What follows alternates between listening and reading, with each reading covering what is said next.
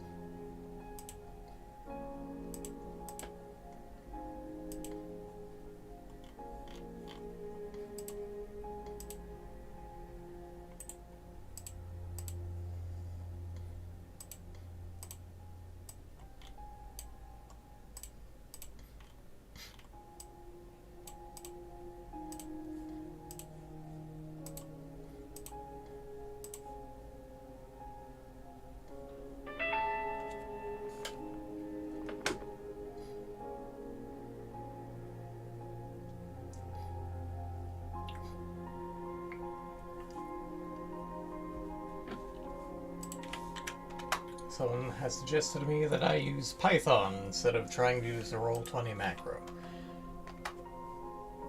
That does not seem easier, unless one already knows Python. I'm asking for help with a Roll20 macro, and I've already said I can't wrap my head around things, so why in heaven's name would you think that I should move over to Python? I mean, it is possible, I guess. You could already know it, but It's like saying, hey, I'm having some trouble doing this project in, like, Java. You should be using C++. I shove off. That doesn't help.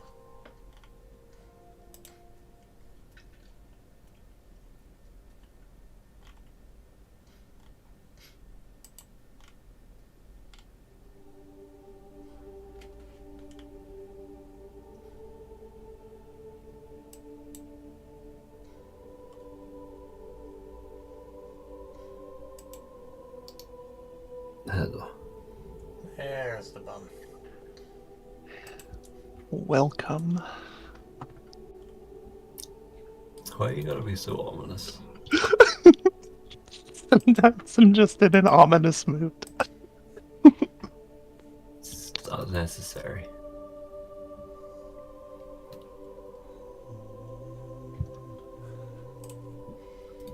Sometimes I just like to imagine my greeting is accompanied by the crack of thunder.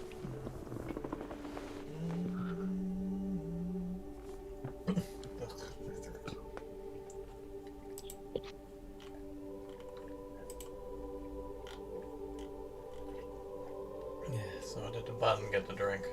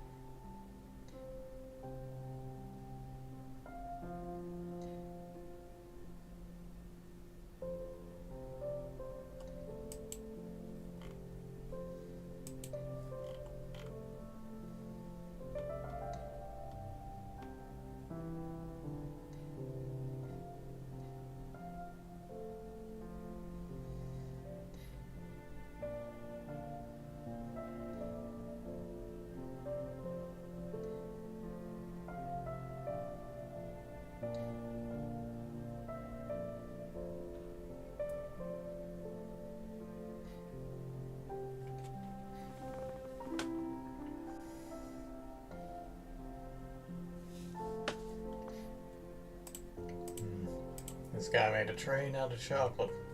And I can respect it because he didn't just make it out of Rice Krispies and fondant. Sorry, he made what? A train out of chocolate. I see.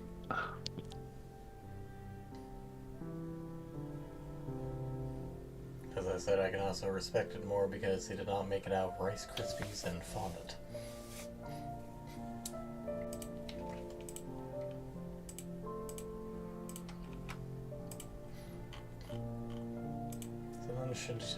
Someone should check to see how much of Cake Boss was actually making cakes.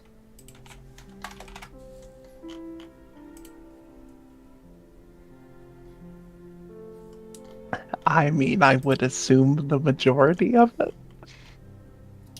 You say that, but then I give my prior example of Rice Krispies covered in fondant. Uh, I mean, clearly, if that was what they had done, that wouldn't be made of chocolate. Sometimes Rice Krispies covered in fondant had a few metal dowels going through it. Doesn't that sound like a delightful cake? Delicious.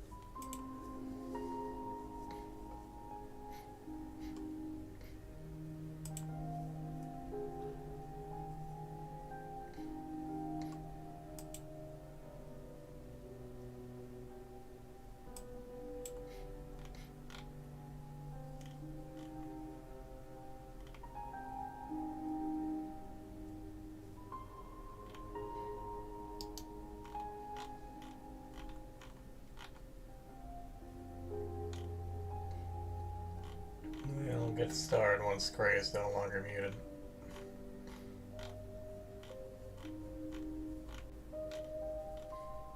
Hopefully the wife's doing well.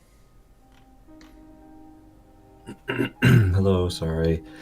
That's on me for mistaking in half an hour as being half an hour late.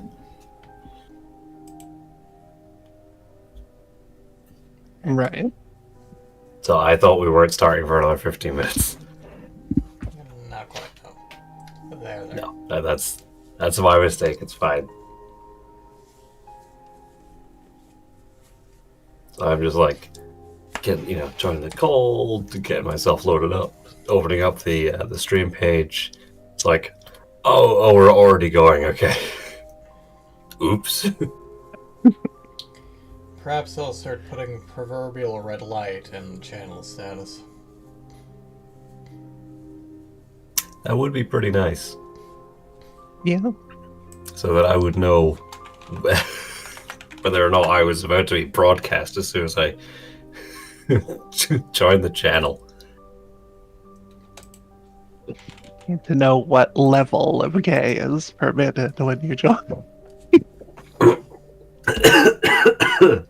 Don't talk. Fuck's sake.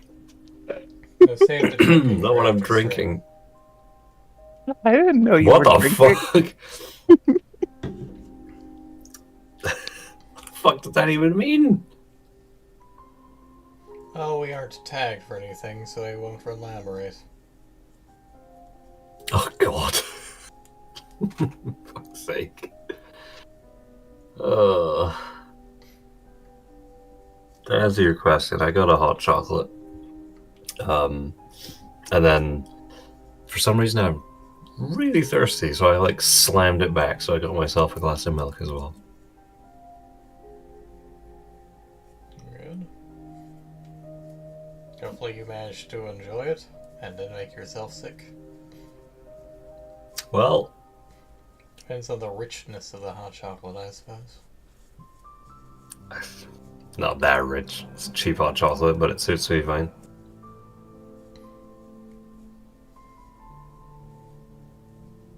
There's a joke there, given a past discussion.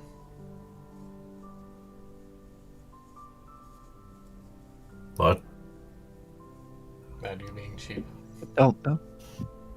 What? Why would you say these things to me?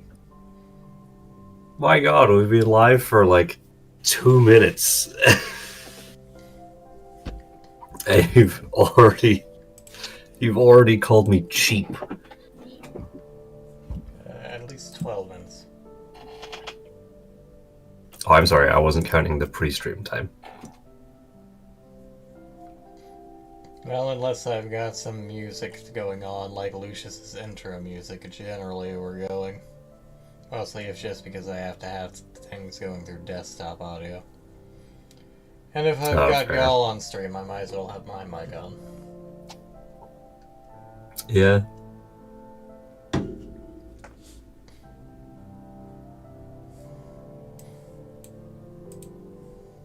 And this idiot turning up, not realizing it.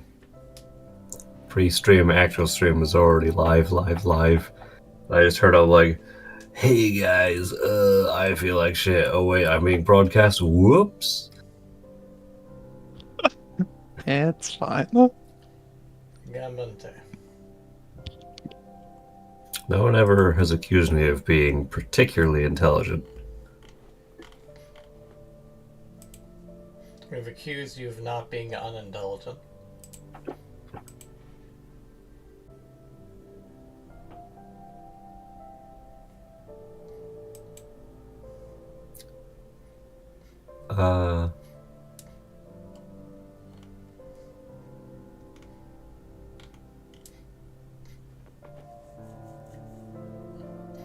I didn't have the brain power to parse that statement.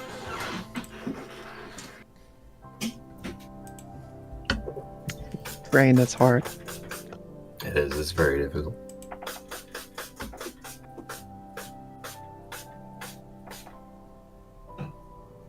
Hey, have you been a bad bun? Is the wife spraying you? What's going on there? Don't worry about it.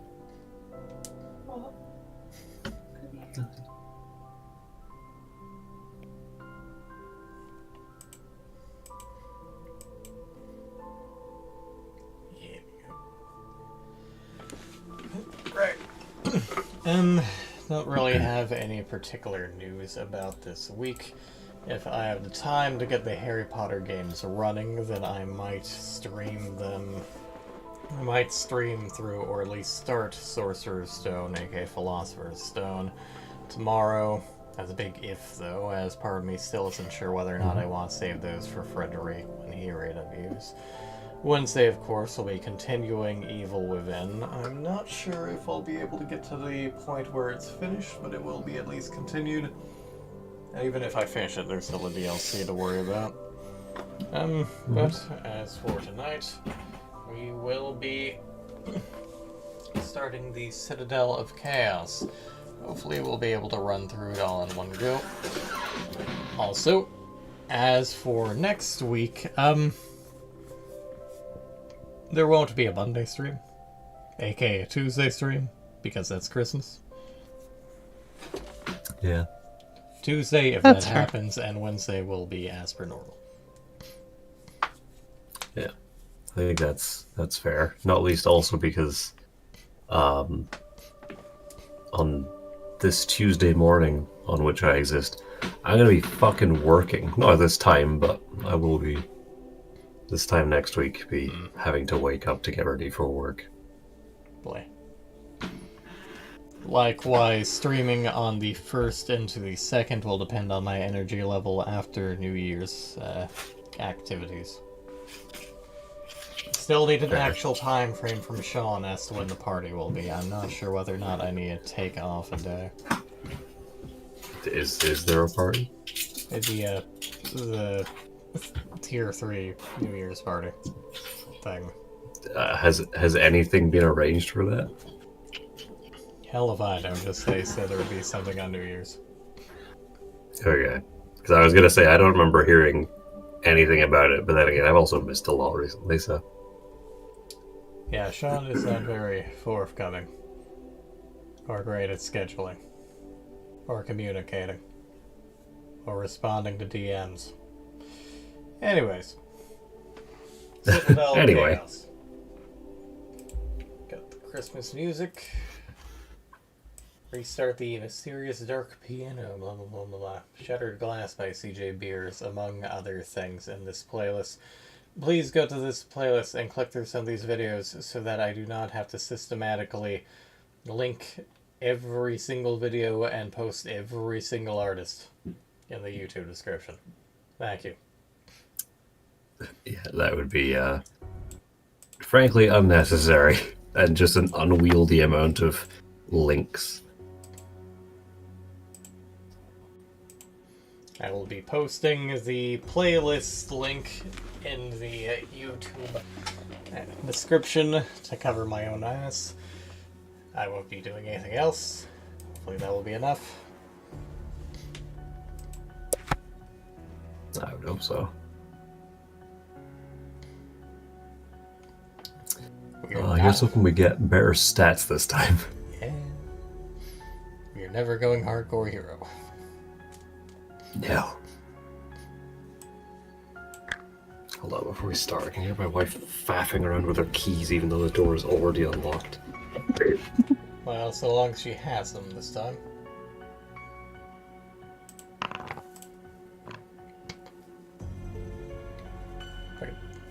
Okay. You know what? I'll take it. What did we roll? 12. Like, what die were we rolling? 2d6. 2d6. Oh, so we got max. Interesting. Yeah, Glorious. I wasn't aiming for max reroll, but I'll take it. Yeah, we'll definitely take it. So I need to lower this music volume. Nice. Certainly better than we had before. Let's hope we get a decent skill this time. There you go. I forgot that we can cheat. As did I. And now we have a magic. Wait, so did we get all? Not all max. Oh, magic. And spell scrolls. The The fuck? magic score determines how many spell scrolls you can prepare during your quest through the Citadel. Oh my god, there's so many. You can choose 14 more spells. Oh gosh. Oh god. It's a lot of spells. Oh god. Are there even that many spells? I There are think 12. There aren't that many spells. Can you take Yeah. multiple copies of the same one? Good question. I think so. We have creature copy. It does you make- exactly what you think it does. Yeah. ESP allows you to tune into psychic wavelengths. Can be used, for example, to read a creature's mind.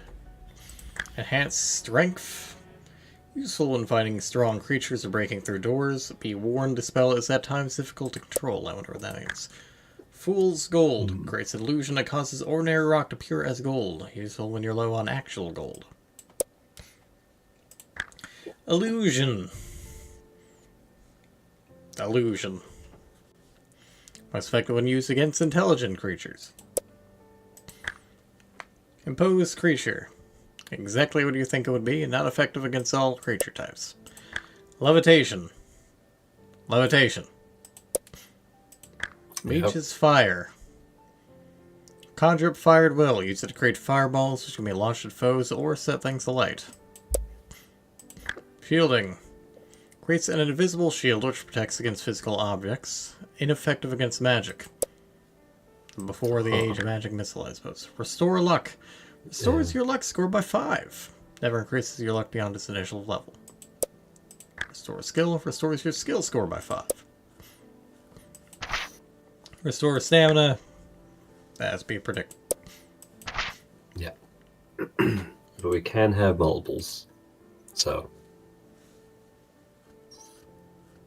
I think I think we should have at least one each restore skill and restore stamina. Yeah, probably. Because you'd never goddamn know. Maybe Fool's Gold, but I feel we'd only need the one. Yeah. Because I don't feel they'll come up that often. Yeah. I feel like levitation might be pretty widely useful.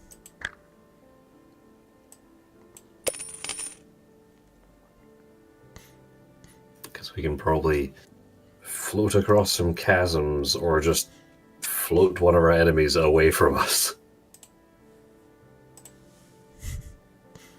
And likewise, the illusion and mage's fire are probably going to be pretty useful. I vote for fire. Of course you do.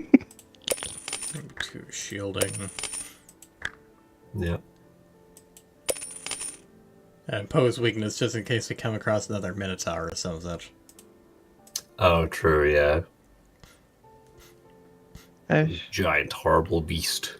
feel like we should probably take more of the fire spell. I feel like we are going to be in combat a lot.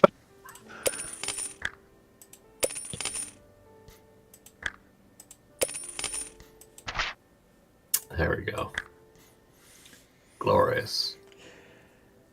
In your adventure of a sword, leather armor, a backpack, and a lantern to light your way. Begin your adventure without provisions. As a budding wizard, you instead have access to restore stamina spell scrolls. You know, it'd be great if I knew that tidbit beforehand. Yeah. Huh. That's No kidding. a little scummy. Choose all of your spells. By the way, you're going to need a whole bunch of these ones. It's like, thanks. I mean, I presume we'll probably be able to get more in the same way we did get more provisions. Yeah. Hopefully. But yeah, that would have been great to know beforehand. Yeah, well, Yeah, I'll see how it goes. yeah. Yeah. The lawful good folk of the Vale of Willow have lived for some 8 years in awe and fear of the demi-sorcerer Balthus Dire. In awe, since his power is truly awesome, and in fear, ever since word leaked from his domain that his ambitious plans of conquest were to commence with the Vale itself. A faithful half-elf sent on a spying mission to the Black Tower came galloping back to the Vale 3 days ago with a frantic warning. From within the caverns of Kragenrock, Balthus Dire had recruited an army of chaotics. Oh no, not a terrible card game that never got anywhere off of 4Kids. I was preparing them to attack the Vale within the week. Unnecessary diss, but okay. A reference everyone will get. Yeah. The good King Salamon, henceforth known as Salmon, was a man of action. Messengers were sent throughout the Vale that day to prepare defenses and to summon folk to action. Riders had also been sent to the great force of Yor to warn the half-elves who lived there and to make an appeal for allied forces. King Salmon was also a wise man. He knew well that the news would inevitably reach the Grand Wizard of Yor, a sorcerer of great power who lived deep within the forest. The wizard was He old. knew well the importance of traveling upriver. The wizard was old and would not last through a battle of this magnitude, but he schooled a number of young magicians, and perhaps one of his students to the magic arts with courage and ambition would aid the king and his subjects. You are the star pupil of the Grand Wizard of Yor. He has been a difficult master, and your own impatience has often gone the better of you. Such as headstrongly not realizing you would need more stamina scrolls because he did not tell you that you would not have provisions, so you will have to starve. Yep. Perhaps a little too headstrong, you left immediately for Salmon's court. The king welcomed you enthusiastically and explained his plan. The battle could be avoided. I need you to help me, Trout. The battle could be avoided without bloodshed if Balthus were to be assassinated before his army could be amassed. The mission ahead of you is extremely perilous. Balthus Dire is surrounded in his citadel by a multitude of appalling creatures. Although magic is your strongest weapon, there will be times when you must rely on your sword to survive. King Salmon has briefed you on your mission and warned you of the dangers that lie ahead. One thread through the Citadel is the best for you to take. If you discover it, you will be successful with a minimum of personal risk. It may take you several trips to find this route. You leave the Vale of Willow and begin the long hike to the Black Tower. At the foot of the hill of Kragan Valley, you can see its outline against the dark sky. It's like they were aware of the name Solomon and were just like, nah, that's too basic. Yeah, we'll make it Salomon. Salomon. I know this is like a... I know this is a D&D thing, but my god, if that wasn't like the most generic fantasy lore I've ever heard. 100%. Especially that he's from, like, Craggle Rock. Yeah, it's just a rock that happens to be craggy. Yeah. Though, granted, at the time it was written, maybe it would have felt slightly less generic. I don't know. Possibly, yeah. Also, in this illustration here, what the hell is going on with the dog on the right? It appears to be two chimeras. And really you're concerned about the Yeah. dog on the right and not the gorilla on the left? Listen, Is that It's got a dog head. I don't know. They That just swapped heads, I'd Correct. say. I couldn't see it properly on the Discord stream. It's very What's cursed. wrong with the dog's head, but I couldn't quite make it out. I'd rather see that than a woman's head on Chihuahua. I mean, fair. Would you rather Fine, see a dog chihuahua's head on a woman? Would you Also, rather see a dog head on a crow and a crow head on a dog? Because Bloodborne has got you. The sun sets. As twilight turns to darkness, you start your climb up the hill towards that forbidden shape. Forbidding? Forbidding. That's Yeah. that we're not foreboding, we're going with forbidding. Yep. I don't think that's incorrect. I don't Yeah, think it's a little incorrect, less it's just common. a weird usage. Yeah. That forbidding shape silhouetted against the night sky. The Citadel is less than an hour's climb. Some distance from its walls, you stop to rest. Gazing up at the fortress, a sense of dreadful foreboding fills you, like a fearful specter from which there is no escape. The hairs on your neck Yes. prickle as you look toward it. I guess that's why they used forbidding shape silhouetted, because they decided to then use foreboding, like 2 sentences later. I probably did use foreboding in both places, and then the editor went over and was like, no. Can't have I was that. gonna say, that's almost exactly what I would have expected to happen, because I've been there so many times where it's like, oh, And the bird I really got want to this use this word, words. but I just used this. Yeah. It is a What- pain I wow. know well. It goes on Google, synonyms for foreboding. Forbidding. Yeah, that's close enough, but different enough that I can use it. Put it in there. I mean, really, it would have been better to keep foreboding in the first instance and then to replace in the second instance. I mean, a sense of dreadful malaise would have been well. I mean, yes, although I wonder if they want to... I don't know. You brush your fears aside and, with grim resolve, marched onwards towards the main gate, where you know guards will be waiting. You consider your options. You've already thought about claiming to be an herbalist. It bothers me that that is a herbalist and not an herbalist. Come to treat a guard Yes, with because fever. they spelled it correctly. Because you pronounce the H. It's got a goddamn H. It's a herbalist. It's an herbalist. I refuse No. to acknowledge that. What? Yeah, what? Acknowledge. What are you... I'm pronouncing What are you the saying? and acknowledge. What? Do you not normally pronounce the K and acknowledge? Yeah. Usually it's acknowledge. Acknowledge? As opposed to acknowledge. Acknowledge. That's not a matter of like pronouncing it a different way though. That's just like lazy. I guess to be saying that fair, as it's someone who does the same thing. Common it's language, you say a lot of words more to be fair, lazily than you should. yeah. It's like how I would, I wouldn't say, I'm going to have a sandwich. It's like I'm gonna have a sandwich, Yeah, like as if it was pretty spelled much. Sangwij. So long as you I don't will try and Sandwich. ask me do a the question. witch of the sands. As long as I don't what? Sorry. So long as you don't ask me a question. Oh, I would never ask you a question.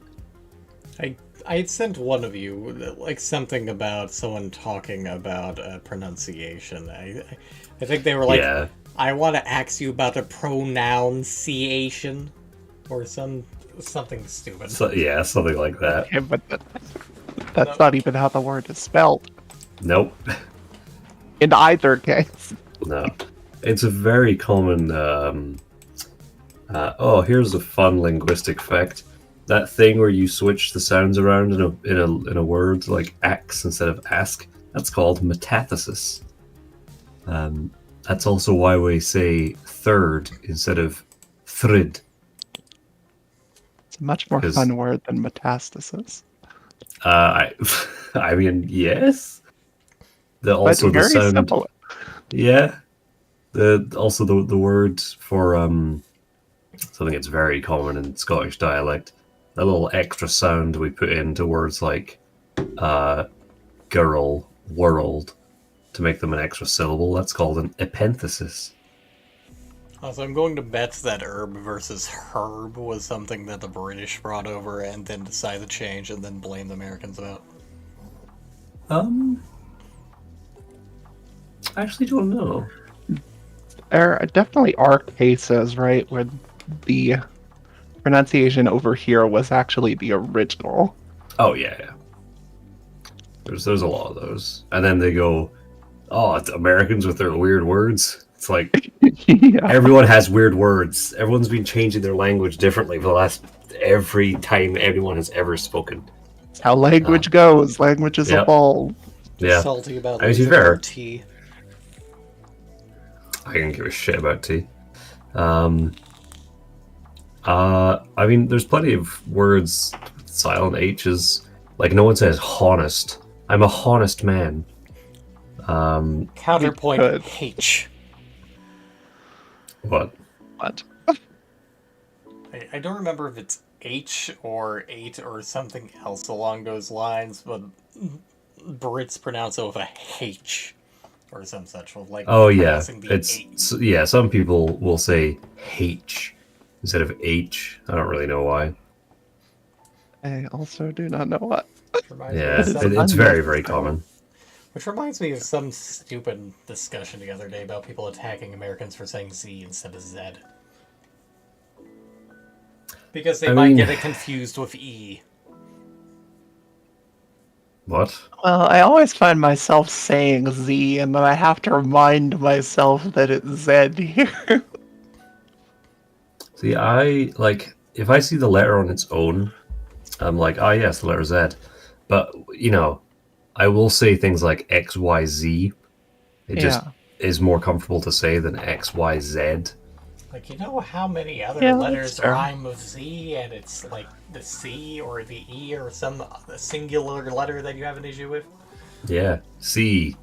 Let's see. A, B, C, D, E, G. Like, there's quite a lot of them that make an E sound because we don't go abacada effaga. Although we should.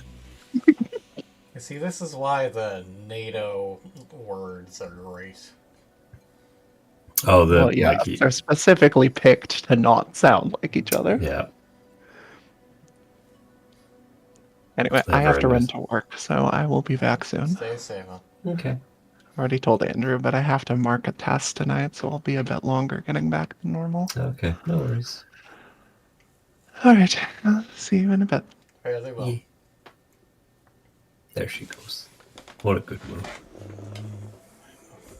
And now that she can't give me back chat. What a cute move as well. She is adorable. You know, she probably hasn't gotten that far yet, but yes. Just expect she's gonna come running back like, shut the fuck up. Anyway, fighting fantasy.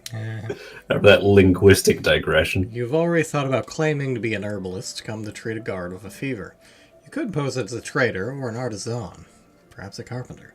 You could even be a nomad seeking shelter for the night. As you ponder the possibilities and the yards you may have to spend to the guards, you reach the main trail leading up to the gates. 2 lanterns burn on either side of the portcullis. You hear gruffled months. What? Clearly. What? Well, look, with the ape and the dog as they are, gruffled months are entirely possible. Gruffled months. Momentary brain farts, oddly appropriate. Oh, that was beautiful. On the left stands an ugly creature with the head of a dog and the body of a great ape flexing its powerful arms. Its opposite number is indeed its opposite. Thanks, with the head of an ape and the body of a large dog. Its ladder guard approaches you on all fours, stops some meters in front of you, raises itself on hind legs, and addresses you. What the fuck? What story will you opt for? What? Okay. You know what? Caught me off guard there.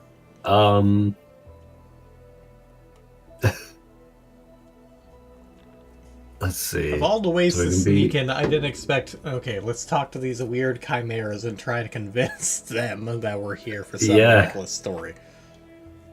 Okay, so we can pose as a herbalist, claim to be a tradesman. For some reason, Discord's compression really hates the top right corner of text, so I can't see what that Claim to be a option is. nomad seeking shelter for the night. Okay. I mean, I guess as a wizardy person, the herbalist probably seems reasonable. I don't know. Yeah. I mean, I feel that as a nomad, we would be turned away. Yeah, exactly. Oh, I need somewhere to stay for the night. I can imagine these chimeric guards are probably just going to be like, how about you don't know? The ape dog asks to see your herbs. Apparently, Theo is now an ape dog. Haha. Luckily, you grabbed a few handfuls of weeds on your way and you show them. Cocking its head to one side, the creature eyes you suspiciously. It asks for you the name of the guard you have come to treat, something you hadn't planned on. Quickly think of a name to bluff the creature with. If you wish to suggest the name Kultrog, turn 81. Or perhaps you want to try Pinkus, turning to 175. Alternatively, you could try Blog. I mean, by thinking here, I bet one of these two is one of these names. And then another one we will find later on in the adventure. And then one of them is just going to be a total wrong one. I mean, this is a total crapshoot, so have your pick of your favorite name. Just pull out the good old D3. Fair. I like Pinkus personally, but see what the dice decides. Tails. 3. Oh, okay. Blog. The creature looks at each other as if the name sounds familiar, but they can't quite place it. You quickly add that he's on the first floor watch. They shrug and eventually decide that you may be telling the truth. The ape dog summons the gatekeeper, who eventually appears to let you in. Wow. We did it. We also got an achievement for it. Oh, really? Successfully talk your way glorious. past the guards without resorting to violence. Earned by 6.3% of players. Wow. See, you don't always have to murder hobo your way through a D&D adventure. You walk forward into a spacious, open courtyard surrounded by large walls. Various lights are burning, and groups of figures are shuffling around in the darkness. In the center of the courtyard is a large monument of some kind, perhaps a fountain. Looking across the yard, you see what appears to be the main entrance of the tower. What will you do? If you want to creep around the tower towards the tower, turn to 222. To stride boldly across the courtyard, turn to 179. Or to tiptoe through the shadows towards one of the groups, turn to 321.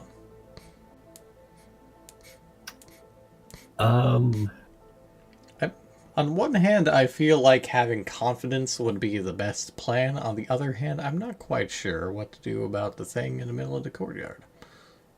Yeah. Because the groups are just shuffling around in the darkness. They're not like avoiding it in any way, notably. Not that it says anyway. I mean, we got let in. We didn't murder our way in here, so Yeah. yeah. I'm up for just boldly striding as well. As you step out of the shadows towards the center of the courtyard, a voice in the wind cries, "Halt! Stand your ground!" You whirl about, but can see no one addressing you. You take another couple of steps. Again, the eerie voice orders you to stop. This time an arrow zings through the air and lands close to your left foot. You jump back. Still, you can see no one, but a thread of the arrow still lingers. Well, I mean, if they're going to... Like, why would you show yourself if you gotta make us fucking halt? Don't just shoot at us. Yeah. Like, we stopped, we turned around. Yeah. What more do you want from us? It's just random fucking magic arrows, but that seems unlikely. Yeah. Either press on forwards, very cautiously, or make a dash. Or cast a shielding spell, but given this might be magical, I don't think that would work. That'd probably be best saved. Yeah. Yeah. God, I don't know what the best course of action is here. I mean, I don't like how just wait and see what happens is not an option, but... yeah. It's like, why is step away from the monument not an option? Bookmark. Let's see. Should we just press on forwards as opposed to running to the monument? Yeah. Since I feel like that's why we're getting shot at. Could just be the fact that we're out of the shadows, but... Oh, that's true. You take a few steps forward, and another arrow narrowly misses your foot. A few more steps, an arrow rips through your tunic, grazing your forearm. You can still see no one at all, nor can you see where the arrows are coming from. After another few steps, another arrow appears, but this one pierces your calf. You cry out loud and lose 4 stamina points, but you're almost at the monument, which will provide shelter. You leap forward and duck behind it until the arrows cease. Well, fortunately, we're still alive. Okay, well, I had to go with the thing anyway. You cast your eyes over the strange structure. It appears not to be a fountain, but a temple of some sort. To one side there's a door, which you may investigate, or you may press onwards towards the Citadel itself. Well, no reason not to. Yeah. Might be something that can help us. I don't quite know how one mistakes an entire temple for a fountain, but so it goes. Well, I mean, if it's only this big. No, I guess. The door opens, and the small room inside is lit by candlelight. Cautiously, you look inside to see a strange sight. On a stone altar in the middle of the chamber, there are 3 silver chalices, each one containing a different colored liquid. One clear, one red, and one milky. Fluttering around the altar are 3 small winged gremlin-type creatures, all chirping excitedly. Every so often, one lands on the altar and takes a sip of the milky liquid. The open door creaks on its hinges and startles them. They whirl around to see you and become very excited. Neither enter the chamber or close the door quickly and press onwards. Well, I mean, they haven't started attacking us. They're just, oh, a person. Yeah. Yeah, I mean, let's check out what they're after. As you enter, the gremlins flutter and squeak excitedly and then fly past you through the door and out into the night. You're now alone with the chalices. Will you risk taking a drink? If so, which one will you choose? Thanks for this lack of information. Yeah. Clearly the gremlins were just excited to leave. We're free, we're free. Finally. Again, this is a total crapshoot, so... Well, we know they were drinking the milky liquid, but they were gremlin-type creatures, so that could mean anything. Yep. I feel we should not drink the red liquid. But I have no idea about the clear liquid. And also, we're just drinking them. We're not testing them, we're not smelling them, just straight to drinking. Just chug that bad boy. Shit, I don't know. I would love it if we drink the clear liquid and then it's just like, it's water. It's literally just water. Yeah. Leaning towards either trying a milky liquid or taking a coin flip between clear and milky. Not sure about that. I mean, yeah, we know that the milky one is presumably not, you know, like instant death. But beyond that, we have literally no idea. So which one do you think we should try? Or should I just have a coin flip? I mean, for all I know, the red liquid could be health potion. But it could also just be, like, demon blood. Well, I feel that would be black. I mean, maybe, I guess. D3 Depends how then. viscous it is. D3 it is. It's clear liquid. Cool. As your hands close around the chalice, it begins to fizz and foam, spitting at you as you raise it to your lips. Are you sure you want to taste it? Well, considering it looks like we can... That's abnormal. This is a I mean- DM going, are you sure? You definitely want to do that. It is fizzing and foaming. Clearly it's soda. Sprite cranberry? I was going to say, turns out it's just lemonade. Very fizzy lemonade. Although weirdly enough, it removes the option. Yeah. I'll do two then. Tails, milky liquid. Yep. Ah, The milky Lovely. liquid smells sweet. You take a sip and start to giggle. You take a gulp and burst out laughing for no reason at all. No wonder the little gremlins are enjoying it so much. Lightheaded and in fine spirits, you leave the chamber to make your way onward toward the Citadel. You had 2 stamina points for this refreshing incident. Well, at least we healed some of the arrow mess. yeah. The hell? As you stride towards the open courtyard, noticing a spoiler on the top of the page, which would have been better at the bottom, you notice that you are walking alongside a small mound, almost like a buried pipeline. Why do they have pipelines? What? Running from Yeah. the Black Tower to the temple. You bend over to investigate it.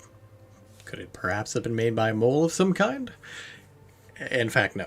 As you touch the mound, it caves in, and to your horror, a long gray tentacle covered in warty growths bursts out of the ground and wraps itself around your leg. How will you fight this thing? I Why don't did we touch the mound? I don't know. But I'm not wasting levitation or fire on this thing. Fair. We are very close to start of the adventure. Also, we are quite strong, so... You draw your sword and hack at the tentacle. The tentacle will not fight back like a normal creature, but is instead trying to drag you into a large hole in the ground, which is opening around its base. It isn't trying to hurt you, but is instead trying to get a firm grasp on you. It won't deal you any damage during this battle, but if it manages to score 3 hits against you, it will succeed in dragging you into its lair. Well, that doesn't sound good. I think we're good. No, but I think we might be alright. I don't think we're really going to need to cheat at this. Yep. I almost feel sorry for it. Yeah, I think we're okay. You can peel the tentacle off your leg and proceed to the main entrance to the Black Tower. Wonderful. I thought we had this. I mean, I feel like we won in this case, but I thought we had a strength spell scroll. I thought we did as well. Never mind. Weird that I didn't grab on those. Yeah. In front of you is a large wooden door, firmly locked. You may either knock 3 times for the guard, or that's overdo it. Yep. The door opens, and a large, brutish creature steps out. There's a sharp horn in the middle of its forehead, and its skin appears to be armor-plated. It grunts to ask you what you want, and demands the password before letting you in. Ah. Well, we have not had the opportunity, so we'll have to bluff our way. Yep. You think quickly. You reach into your bag and pull out a handful of weeds. Showing them to the creature, you explain that you are an herbalist and have come to treat a lord's librarian who is critically ill. The messenger never told you any passwords. Will the guard believe you? Yep. Yep. See if we can get away with it. Yes. You are lucky. The guard believes your tale and lets you in with a grunt. You're in a narrow hallway.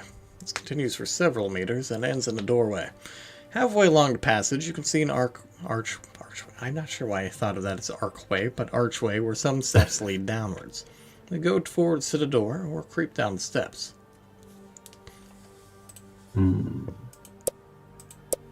was going to say, bookmark? Conveniently 2 pages away from where we just were. Shall we go downstairs? I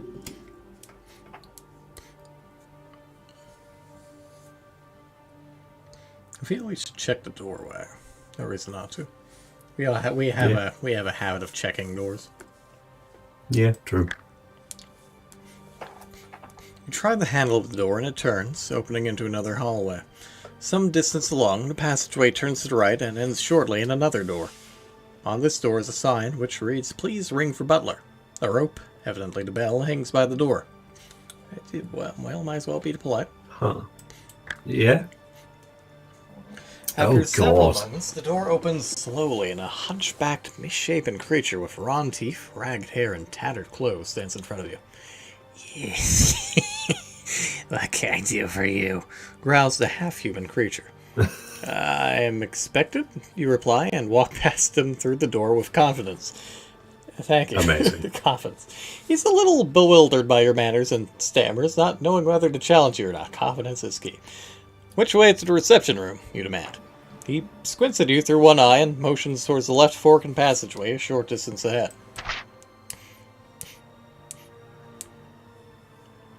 Well, I mean, he's the butler. Yeah. Fake it till you make it. Passage runs along for several meters and then ends at a door. You listen at the door and can hear a deep, heavy breathing coming from inside, as if some large creature were asleep in there.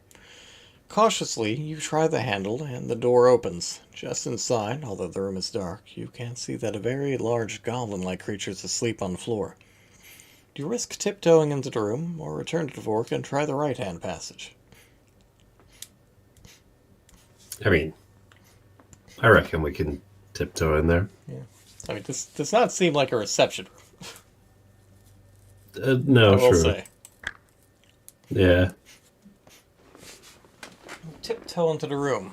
The room is gloomy and the air is damp. A crude wooden post is nailed to one wall with several hooks on it. There are 2 doors on the far wall leading onwards. On the post, hanging on the wall, is a makeshift mirror, but as your torch lights up the mirror, its reflection is thrown across the eyes of a sleeping giant who grunts and stirs. So much for fucking sneaking if you're gonna be waving a torch around. Yeah. Why are you even using a torch? We have a lantern. Oh, good question. We were explicitly given a lantern at the beginning of this. Yeah. I do not see torch on our equipment. No, I guess this was just written in a bit of a... Ah, yes, your torchlight, adventurer. One eye opens, then another, and seeing you, it springs to its feet. It grabs an axe, which it was using as a pillow. Sure. And quickly undoes the leather sheath to reveal a sharp bronze head. This giant creature is a gark. Large and brutish, garks are half goblin, half giant. What? That's, I don't want to think about the logistics of that situation. Would that be a giant or Guilin or... I wouldn't go with don't know. Gark. Maybe that's just the sound people make when they see them. God, Bred the hell is that? Bred by master sorcerers for their aggressive character. Although somewhat stupid, they are rather tough beasts of a warlike nature. What will you do? Well, we didn't mean to bother it. We were directed here. Yeah, I'm terribly sorry. The butler told me this is the reception room. What will your approach be? You may either tell the creature that you are a guest, or you may try to bribe the Gark by offering it 3 gold pieces, or by using a Fool's Gold spell to create some gold offers. Well, unfortunately, we have never been given gold, and we didn't start with any gold because we're an idiot, so... Yep. Turn up here, poor as you like. I'd like to save the bribery, although, well, it is stupid. Yeah. Decisions. I mean, I don't know how many other opportunities we'll have to use Fool's Gold, but equally, don't want to just throw these spell scrolls away willy-nilly. Yeah. The Gark strains up, lowers its axe, and begins apologizing to you for being asleep at its post. At its insistence, you agree not to tell anyone. The creature offers to take your tunic, but you decline this offer and press onwards. See? Confidence. Yeah. Leaving the chamber, there are 2 doors in front of you. If you take the left-hand door, turn 52. Right-hand door, 38. I hate how often they do this. It's like, It's just, no direction. it's like, I don't goddamn know.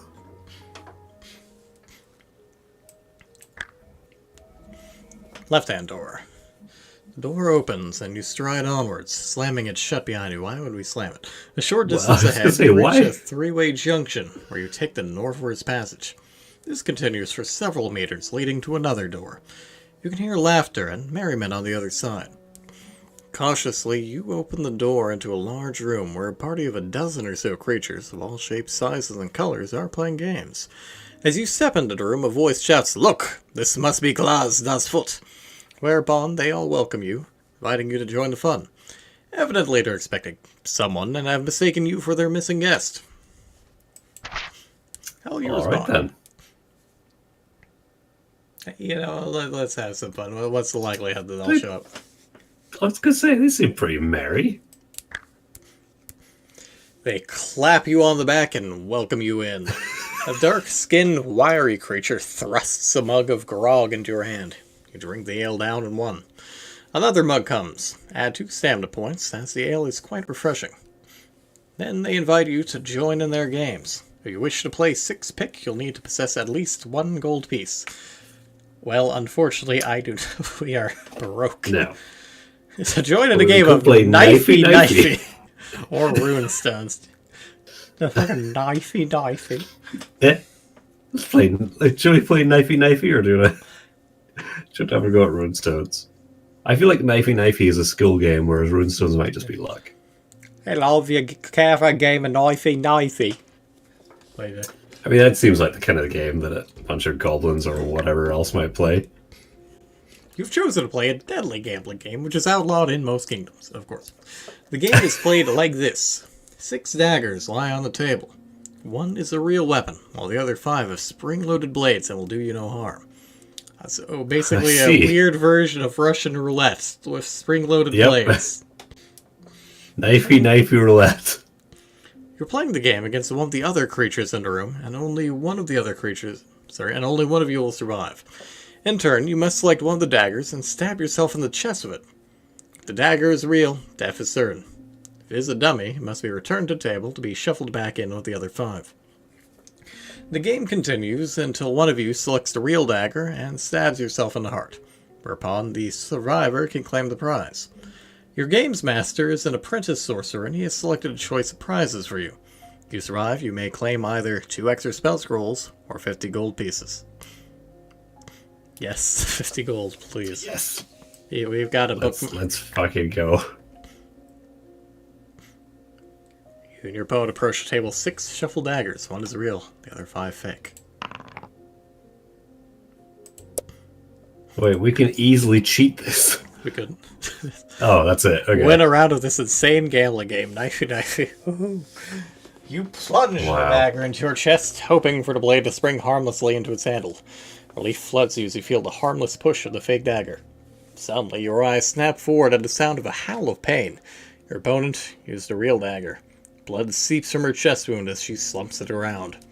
You are victorious. The game master asks you to select your prize. I'll have to 50 gold pieces, thank you very much. We need money. That's a lot of money. Oh, and now we can play six pick. Woohoo! Sheer curiosity, whatever the hell six pick is. Let's immediately gamble away all of our money. To play six pick, you must first choose the number of gold pieces you wish to bet. Then choose the number you think is lucky. Next, you must roll one die. If the number you roll is your lucky number, you win 5 times the stake you have placed on that number. Can we bet all 50 of our gold? Yes, we can. 4 is my lucky number. Let's do this. Come on. Oh no.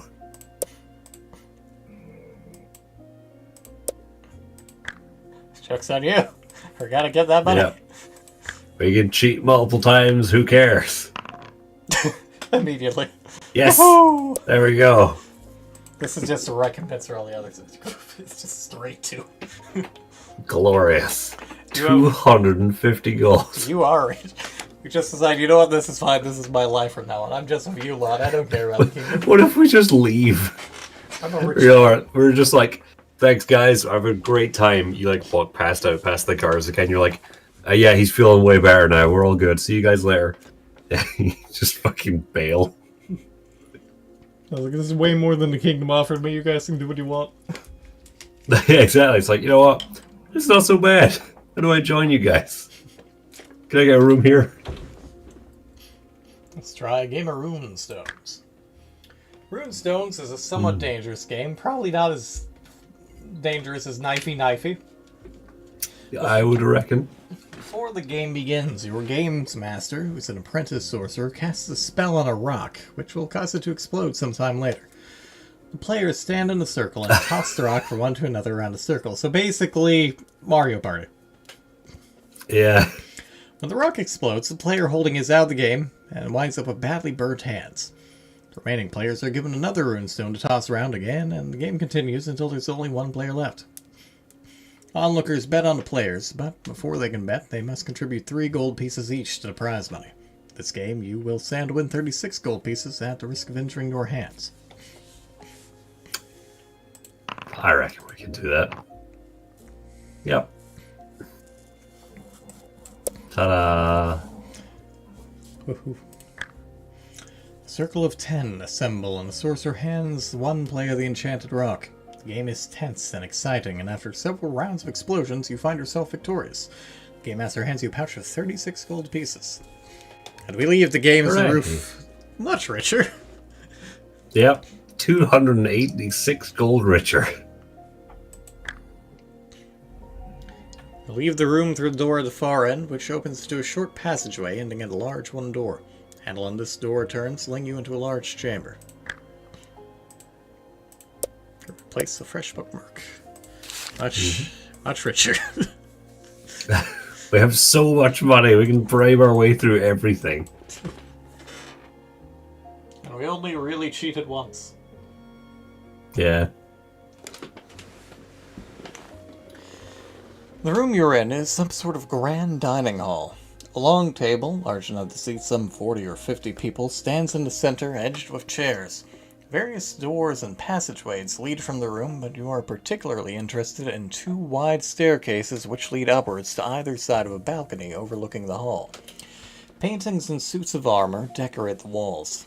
The room is empty. Huh. Hat would you like to investigate?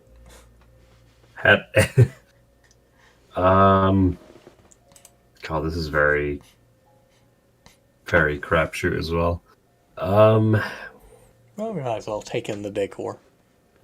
Yeah, I was gonna say, look at the paintings or something. The paintings are portraits of various lords and countesses prominent in the kingdom of Crag and Rock. Behind a chair at the head of the table is a portrait of Balthus Dyer himself.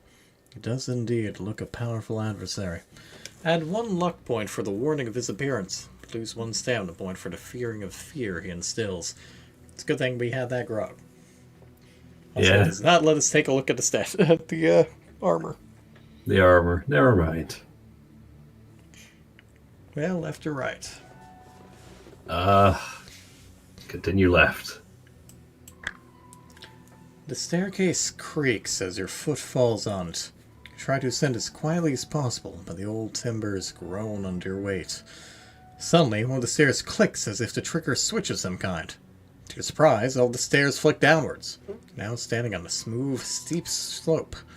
Try as you might, you cannot keep your balance, and you fall down the slope, tumbling head over heels. If you wish to use a levitation spell, you may fly up and out of danger to land on the balcony above. Otherwise, go to 254. Well, might as well. Yeah. Magic time. You chant the words of the levitation spell using your scroll, and you float safely to the top of the staircase. Along the balcony, there are 3 doors, because, fuck you, we're never going to be linear. For fuck's sake. Oh. Door to the left, door in the center, door to the right.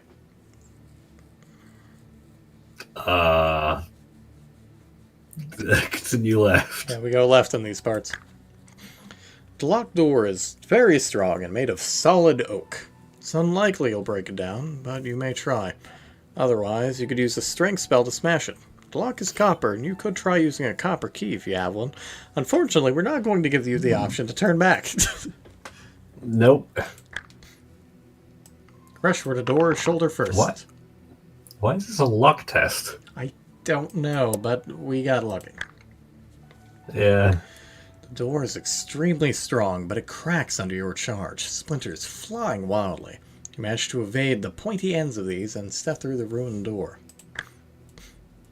The room is an elegant bedchamber, plushly decorated with fine lace and fur carpet. In the center of the room is a large 4-poster bed. Sitting up in the bed, evidently awakened by all the commotion, is a beautiful, sylph-like woman with long, dark hair and deep, piercing eyes. "What right have you to be in here?"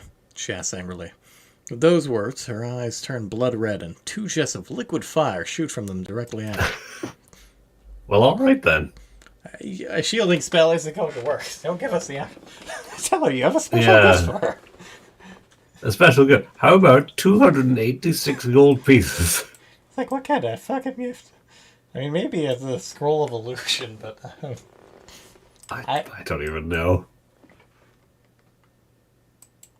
I'm curious what options it would even give. Just to see what options, yeah. We have The hell? a jar containing a spider.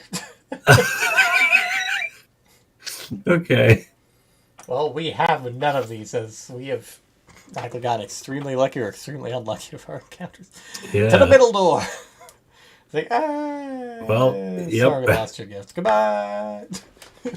We just leave. Oh my god. Sorry, wrong room, ma'am.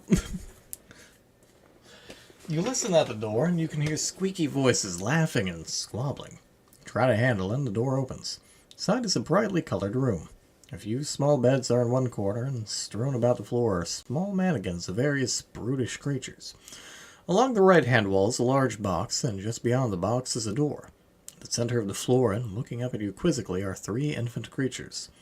They are human-like, but have green skin, pointed ears, and slit-like eyes. What will your approach be? Kill them! No. Just first option, immediately draw sword. We aside from gold, we have nothing in our backpack to offer them. Yeah. Confidence! Glorious. As you stride past them, the little creatures watch you silently. They seem merely to find you interesting. You feel that something's not quite right here. But anyways, you leave the room and head down a short corridor. Some meters down, you find yourself at the foot of a staircase. This is a spiral staircase which leads right up into the Citadel Tower. Climb the stairs cautiously and eventually arrive on a small landing with 2 doorways in front of you. We take the left-hand door here. We go left. We always go We left. stand doors and we stand left. What the hell? And occasionally, when we can't stand, we use levitate. Yep. The door opens, allowing you into a large, circular room. You scratch your head quizzically.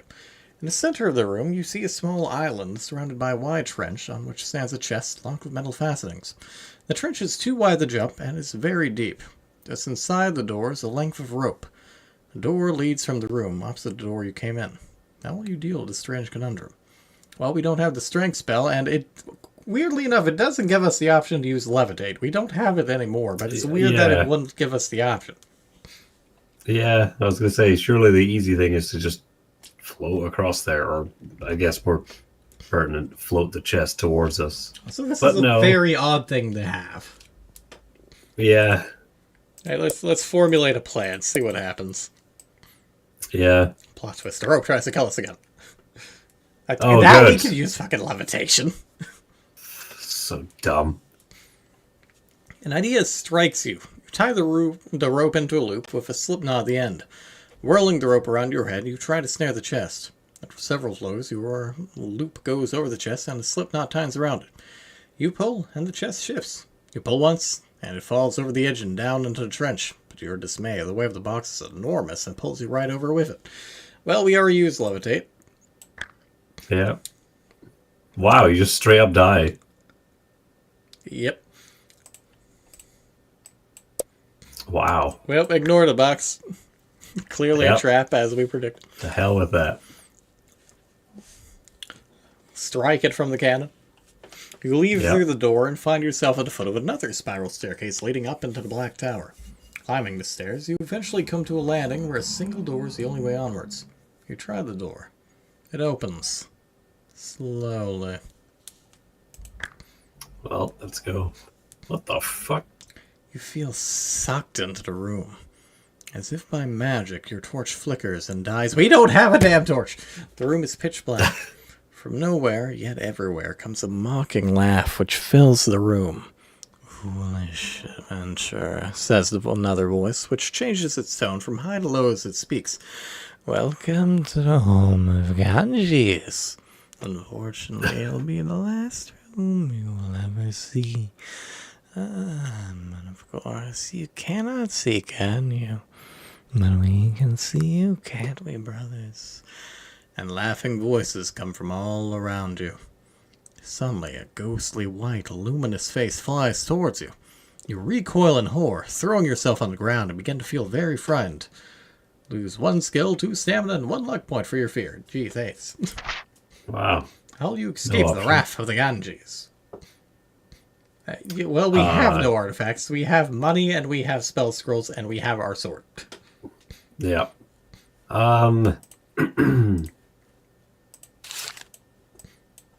you know what? We got 3 scrolls of fire. I was gonna say, we have 3 fire. Let's use one of them. Fireball, motherfucker! Oh. This backfires, man. You cast your spell and wait for the fireball to appear on the end of your torch. Why? The torch? Why would you? Why would we try and use it to turn our torch back on? Of all the things. Yeah, I really thought we were gonna, shoot it around the room. You know what? I'm striking that from the canon because that is stupid. Yep.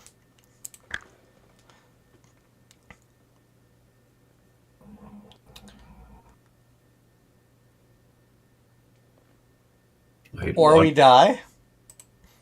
Wait, okay.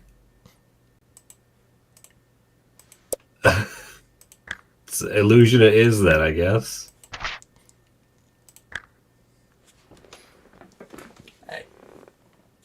Oh, for Christ's sake. Look how we can pop back and forth with it.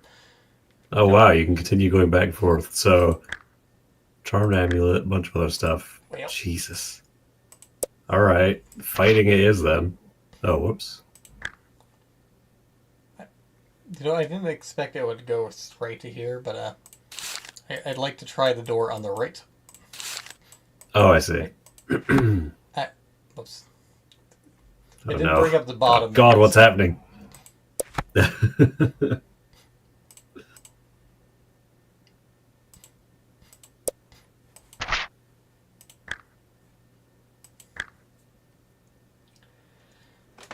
Oh. Back to the door on the right. The door opens and you enter the room. It's quite large and it's decorated with various carvings. Looks something like an artist's studio, and a number of unfinished stone statues line one wall. In the center of the room, a large stone gargoyle is standing on a stone-carved box. As you enter the room, the creature creaks as its head turns towards you.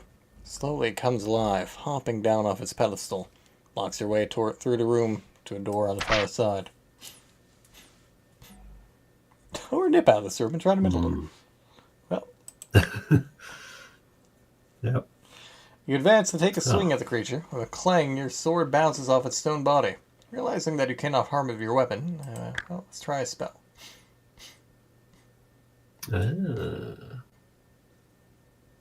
I feel like fire would not exactly work on this. Let's try and make a copy. Yeah. A duplicate of the creature materializes between the two of you. At your command, the battle commences. Its attention fully occupied, you're able to slip past the gargoyle unnoticed. Excellent. Landing with two doorways. Well, we know where the left-hand door leads, so right-hand door it is. Yep, let's do the other one. You try the handle and it turns. The door is stiff and you must shove it open. The room inside is some sort of living abode with tables, chairs, shelves, and a collection of animal heads on the wall.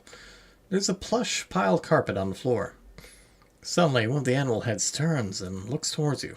Some kind of dog, and it barks loudly in a tone which is a warning, both to you and to any of its cronies which may be within earshot. As you watch the head, you do not notice the carpet, which flies up off the floor and whisks past you, clipping your ear. You spin around in time to see one of the chairs slowly reforming itself into a tall man. "What business have you here?" he booms. Hey, well, I'll try to talk with him. Yeah. He's not interested in your chat, or your stories, and questions your authority to be there. Without warning, he turns into a snake, hissing at you, and slithers across the floor towards you. Meanwhile, the dog head on the wall has detached itself and is now floating through the air towards you. Well, alright then. Okay, I mean, if we can use fire against him, he's literally made of furniture. Oh, you can give him gold. Would you like money? All of it.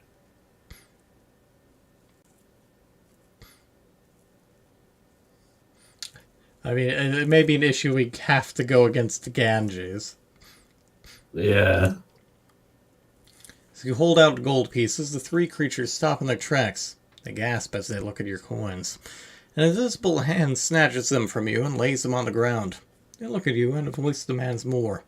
Pull out all of your gold pieces and throw them into the center of the room. A voice rings out. "Well, stranger, you are indeed welcome here in the house of the Mix. We thank you for your gift. Mix. You're heading on. Take the door ahead of you, but beware of the Ganges. We wish you luck with your journey." May add 1 luck point for the Mixed Good Wishes. Fortunately, that leads us into this nonsense, so... Well, alright then. Well... I don't feel the shielding spell work, as predicted. Nope. Wow, it's just Yep. straight to death.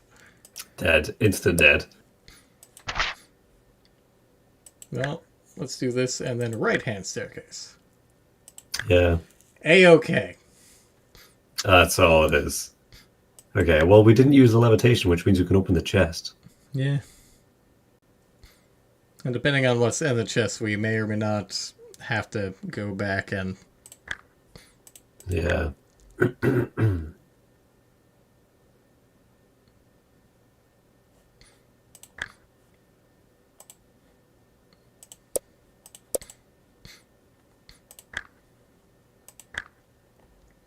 You release the rope and float into the air, dropping... Why would we even have the rope in the first place? Oh. So you don't even get the chest. Dropping back onto the ground on the rim of the trench, you curse at the fingers trapped in the... I'm... What? Oh, this is so dumb. Why would it... Oh. What? So instead of using the levitation spell to go and get the chest, you just use it to prevent yourself from dying. Ugh. I'm confused. Okay, what were the other options if we go and talk to the Mix?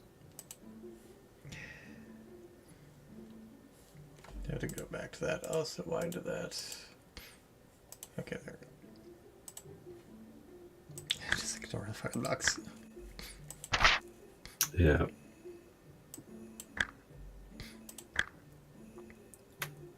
The fuck? What? Oh, because we used the levitation. Yeah, levitation doesn't work. Oh, it just doesn't work. Nope. The hell? They've robbed you of your magic. Ah, that's total garbage.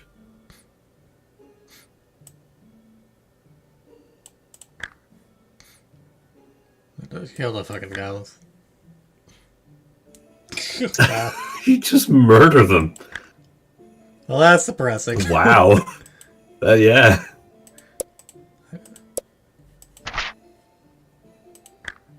But what if we give them stuff? We can't. But we can use an illusion. Oh. They just let us through, which means absolutely nothing. Yep. Oh, there are so many options in this game that are just useless.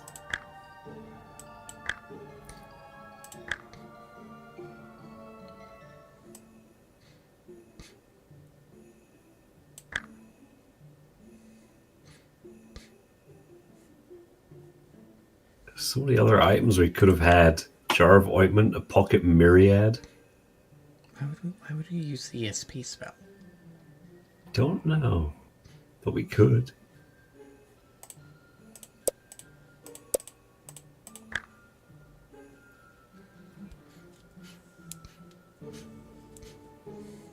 Basically, what we already knew, they're mix, and Yeah. they like gold. Yep. Ah. Cast the spell into the air. As you do so, the flying carpet sails past you, and to your consternation, a second identical carpet appears and begins to fly around the room. Suddenly, the air is a whirl. Again, flies up the wall and bites your heart savagely. Use 2 stamina. And he was turned into a snake, slithers up to you, and lunging forward, strikes at your leg. Okay. Totally the roots of it. That just brings us back to this anyway. Oh my god. Well, So, back we go. yeah. I feel like there are so many. Wow. Aura just whacks you across the face. Fuck you, Aura. It literally just like backhands you. Oh. There's so much random crap that like we clearly didn't get.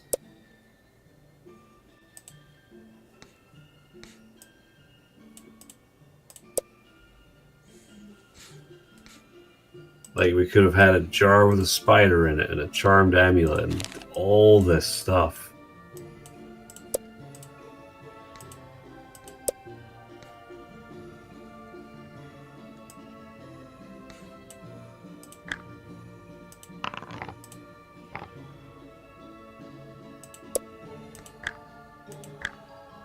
Cool.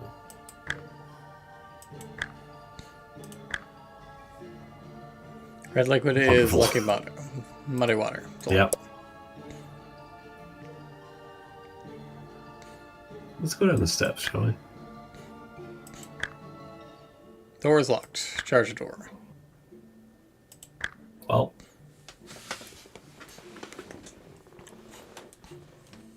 The hell? Stand in a large room lit by a single torch fixed onto one wall.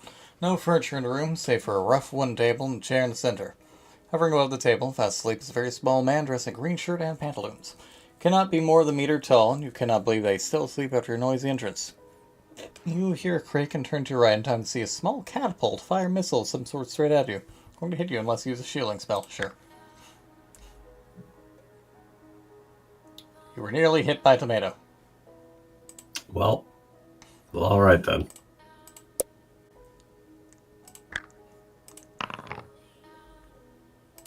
Nice.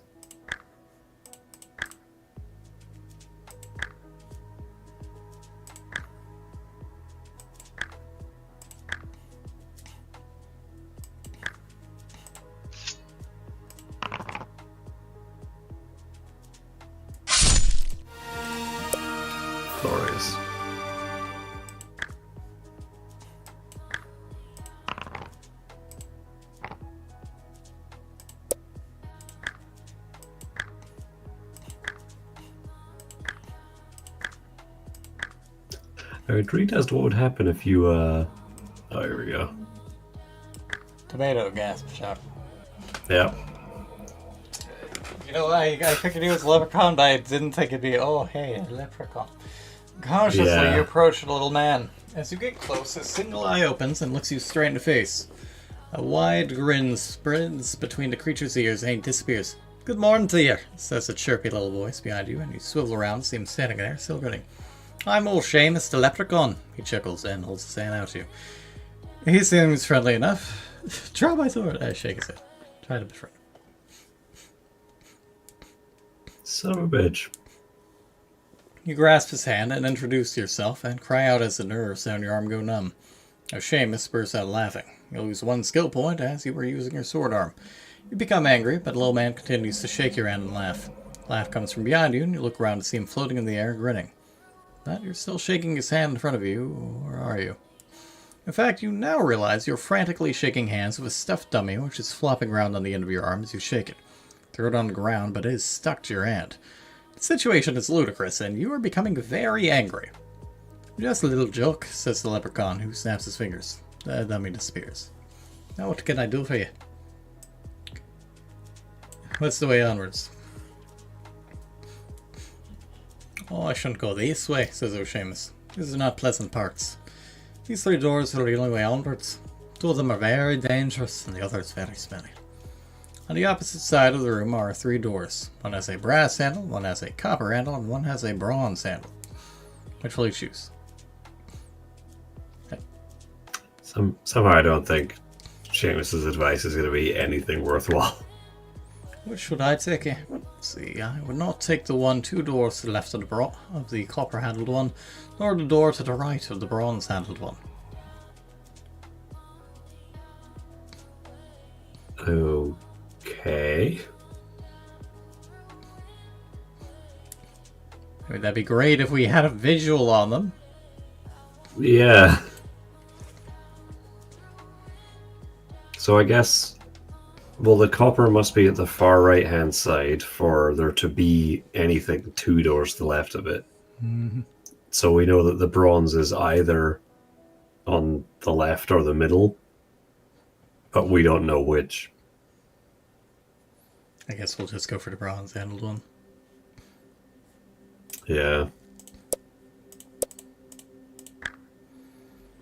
You open the door and step into another room, glad to have left the annoying little creature behind. A sudden, intense flash of light bursts out in front of you. You shield your eyes and then rub them, but you cannot see. Panic hits you as you hear a low, growling noise. Padded footsteps come closer, and you cry out in pain as this unseen creature roars and embeds its sharp teeth in your legs.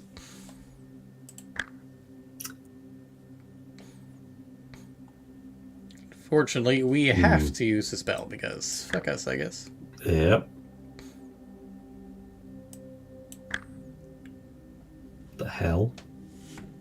I guess Seamus is fucking with us. You wake and look around. As your memory returns, you're amazed that you can see. The lake feels tender, but is uninjured. You hear a small chuckle coming from above you, and suddenly the whole thing makes sense. Floating above you is Seamus, now laughing loudly. The whole thing's been one big practical joke. You're enraged and leap to your feet, but as you glare at the funny little man rolling about in the air in hysterics, you can't help but see the funny side too. You chuckle. I don't know. I don't see it as that funny. I thought we were actually gonna die. Yeah. Then laugh loudly. For some time, the 2 of you roar with laughter until tears stream down your faces. When you're both able to control yourselves, you eventually settle down to chat. He's a pleasant little man. Before you leave, he says, "Indeed, you're a good sport. Your way ahead is fraught with danger, though. And perhaps he'll help you." With a wave of his hand, a sword and plate appears on the table. The sword is a magic battle sword and increases your skill by 1 point during battle. Considering he stripped us of 1 skill point, I suppose that's a fair trade. The plate is, in fact, a silver mirror of fine workmanship. You take these with you, but will have to leave your old sword behind. Bid Seamus farewell and leave the room.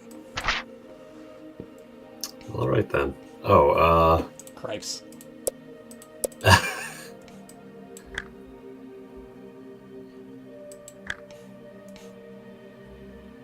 Okay then. Bronze sword. The passageway winds, and you're now walking alongside a flowing river. Just ahead, a woman seems to be washing clothes. She has a basket of these clothes beside her, and several sets of long johns are hanging on line behind her. What will you do? Yes, please. Yeah, why not? You concentrate on her mind, and you are shocked to find out she is not alive as she seems, but has been dead for many years. Ever since a raging fire, a curse put on her by Balthus Dyer himself for failing to launder his robes in time for an important meeting, burned her and her children to death. Her ghostly body has been doomed to wash clothes for eternity. She is indeed a miserable wretch. You now notice that she's growing angry and suspicious of your presence. She's chanting something under her breath. You need to ask fast. If you wish to attempt talking to her, turn to 21. Well, I mean, we're on our way to kill the guy, so... Yeah. What brings you to these parts? She demands. You tell her your story, carefully avoiding telling her of your real mission. She advises that if you know any magic, you should flee from this place. The creatures you've met so far do not compare with those you'll come across within the Citadel Tower itself. She tells you will never meet the Master without finding the fleece first. Bids you luck on your mission. 2 luck points. Okay. Well, that is good to know. Path runs alongside the river for several meters, then cuts back into the rock. Follow the path for some time. Some way along the passage, you arrive at a 4-way junction. Take a path to the north, which eventually leads you to a large wooden door. You can hear nothing by listening at the keyhole. Slowly and quietly. Yep. You look around the dark room, it's lit only by your torch. We don't have a torch! Although a fairly It's large a lantern. room, it has little furniture in it. Although a large boulder, sliced flat, resembles a table, and a smaller rock forms a sort of stool behind it. In one corner, a pile of rocks are held together with mud. You can't imagine your purpose, although they support 3 wooden chests. Then you jump with fright as your torch lights up a large Lantern. creature, seemingly made of rock itself, standing by the door. It's roughly human-shaped, although somewhat larger. Its eyes are staring straight at you, but you cannot be sure it's actually seeing you. What will you do? Try to speak with the creature. Yeah. The creature must communicate in some method unknown to you. You hail it in all the languages you know, but it continues to stand silent. You make a move towards the center of the room. At your first movement, the creature seems to break from its trance and steps towards you. Saying this, you may either run for the door at the far end of the room or make for the boxes and risk taking on this silent giant. Well, we need loot. Yeah. The golem advancing towards you is a slow-moving creature, and you reach the boxes easily. You curse as you find they are all locked. As you struggle with the locks, the golem closes in on you. Sword. Well, Fire will work. The golem advances and you slash out of your sword. Your weapon hits solid rock and clangs noisily. You'll have to deduct 1 skill point for the duration of this fight. that's fine.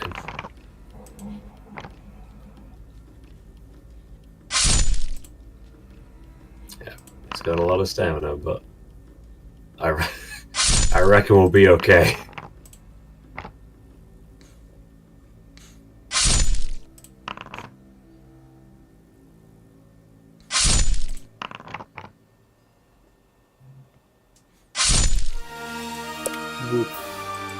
Hooray, just murder our way through this. The golem crashes to the ground and breaks into pieces. With relief, you walk over to the boxes to examine them. Which will you try to open? Well, first is first. Yep. After some struggling, the box opens. Inside is a silver key. What would you like to do with it? Try using the key on the second box, or try using the key on the third box? I guess use on the second box. I guess.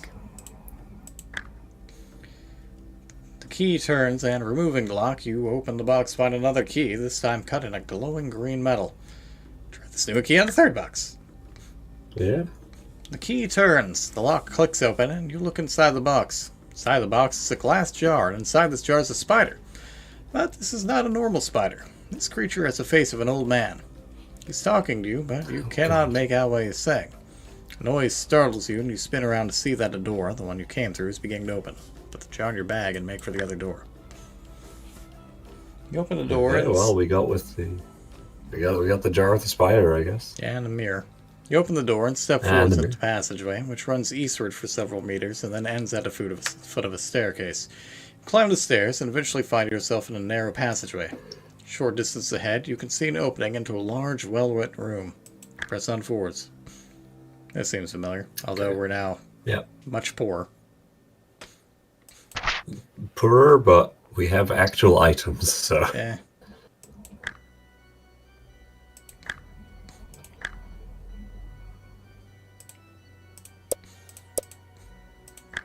Let's see if she cares for any of our things this time. Yeah. I don't remember which things we had the option to give her. I think the mirror, at least. Would you like a spider? Oh, either. Yeah. She does not care for the... She does not care for it. Doesn't... doesn't much care for, mirror, I guess. Would you like a spider? Fortunately, we have never seen a hairbrush, so... Yeah. She curses as she looks at the ugly little thing pulling the bedclothes up around her neck. Fair. Okay, goodbye. Okay, well, that's fine then.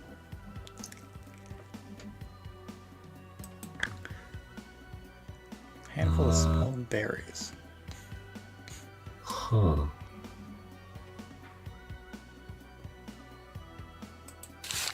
I wonder... what Hey, we actually lost the spider to that. Yeah, we actually apparently gave it to her. Even though she was like, oh, I don't want that. We offer them the spider in a jar. Yep. And they just don't care for it. Nobody likes a spider. I mean, that's reasonable. Morning, Saigoku. Hey, Saigoku. Hope you're doing well. Lily's at work at the moment, but she'll be back soonish. Yeah. It's so weird.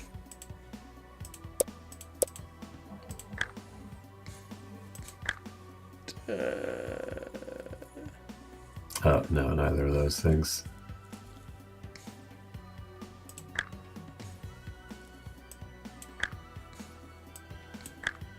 Okay. Go, find that jar. Do something. Spider-Man. Take out the jar, and as you do, the Ganges gasp, "Arachne," says a voice. You have returned. And with those words, an invisible hand snatches the jar from you, lays it on the ground, and opens the lid. The Spider-Man turns towards you and growls a little growl. Draw your sword as the beast scuttles towards you angrily. You must fight the creature. Okay, sure. The hell? I guess we don't want it getting a hit on us. Yeah.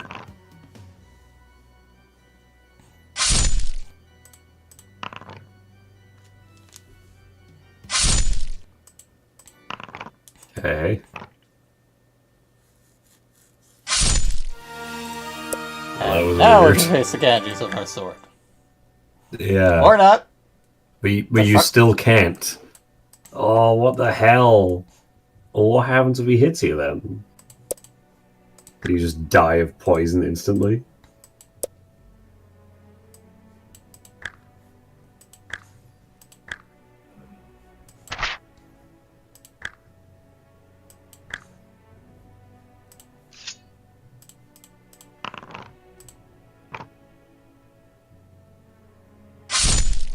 We're gonna really try to get hit here. There we go.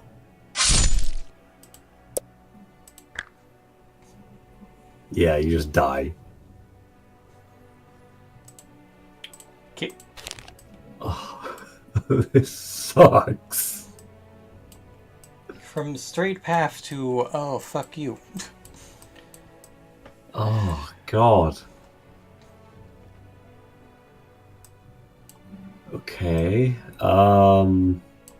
Guess back to the leprechaun. Yeah, I guess.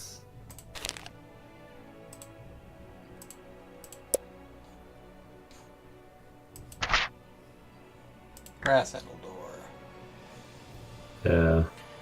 Outside the door, the passage slopes downwards, and follow it for several minutes. You notice an unpleasant smell which gets stronger and stronger as you go. Eventually you come to an opening. Looking through it, holding your nose, you see a large open sewer flowing across the passageway. A rope hangs from the ceiling. Well, he did say there was a smelly one. Fortunately, it is not a rope, but a sewer snake, which wraps around your body. Oh, well. Because, yeah. Great.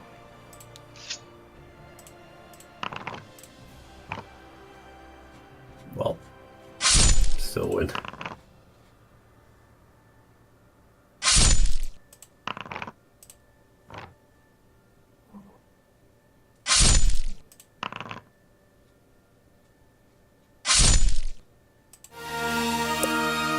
Glorious. Troublesome reptile. Left fork or go straight? We go left here. Yeah. Never Oh, mind. well, that takes us to the water oven.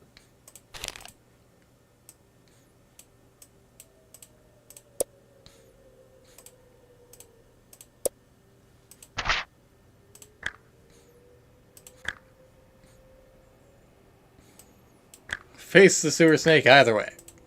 Yep. False. Bloody false choices. Glorious. Which shall you do? Go through the door or go through the door? It's like, oh, okay.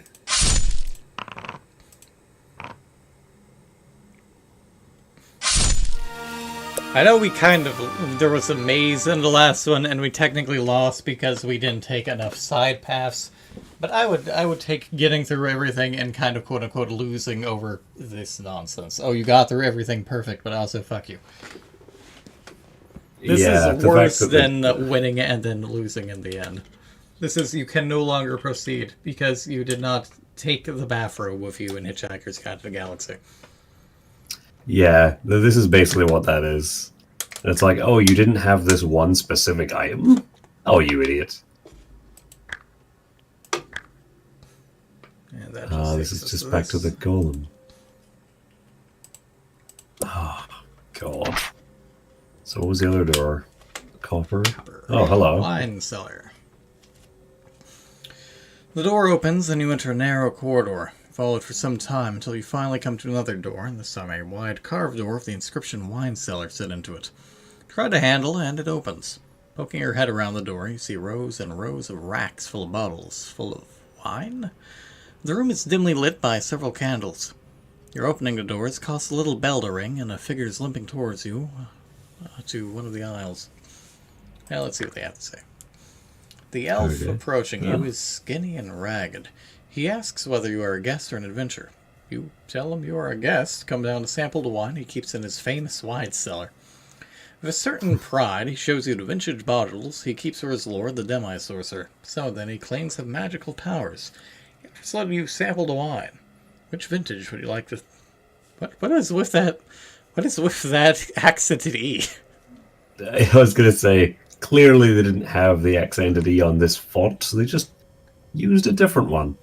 So what's it with fonts and having weird, large, accented E's? Because they just didn't actually take the real font one, because they didn't think they'd ever need it. Red wine. Oh, wow. That's a good vintage.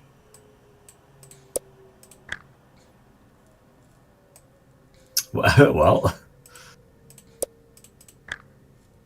And the rosé. Oh.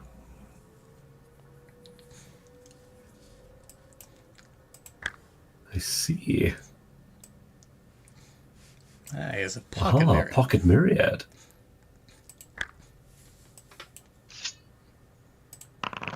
Blessing in disguise. Yeah. I don't rightly recall if that was one of the things we could use against the Ganges. I think it was. Oh, and we can also investigate. Oh, we can then just still have... Oh, what? Oh, okay. Shielding.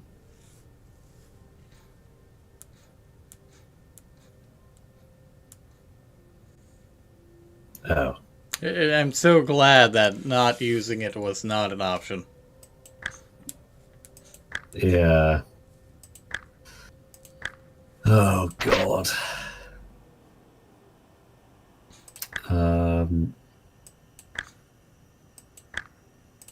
Yeah, this gives us the spider, doesn't it?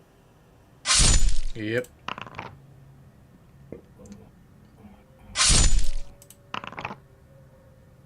For which the only real use we have found so far is to fight him. Which doesn't do anything for us. No.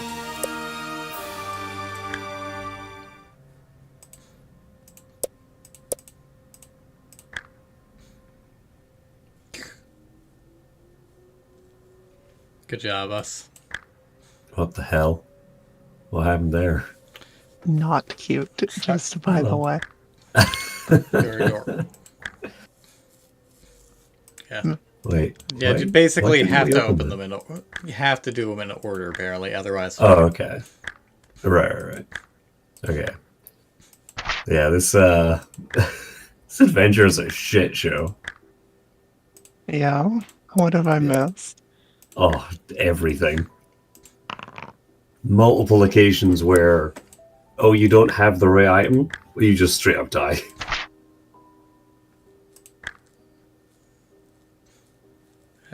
does not want the myriad. No.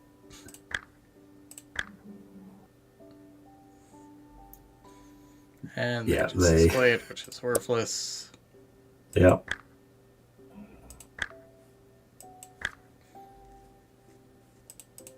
Oh yeah, and also many options that just either lead to the same thing or do nothing.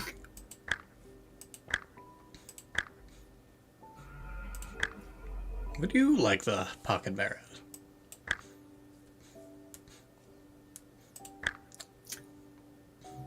Yep, again, they just take it. No, they don't even want it. Charmed amulet or the jar of ointment. Everything else is useless. Okay. Yep. Yeah, we managed to find the spider in a jar, and other than the two options we have to basically just do nothing with it, just use it as a free pass to get through a room. If we save it for that room with the ghosts, they will take it, open the jar, and then we have to fight the spider guy. And if he hits you once, you die instantly. Free passes for rooms we can just up and leave without issue, mind you. Yeah. And if you do manage to kill him, you just have to fight the Ganges anyway. So it's still not worth doing. It's so dumb. Oh. The only thing I can think of is winning a strength scroll.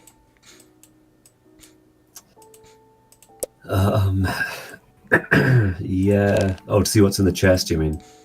Yeah. Yeah.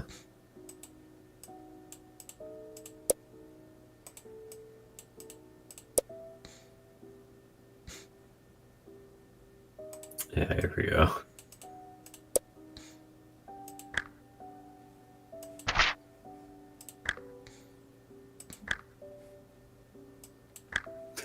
Blade knifey. Hooray. Enhanced strength. And another one. To get back across. Yeah. Oh, that's a good point.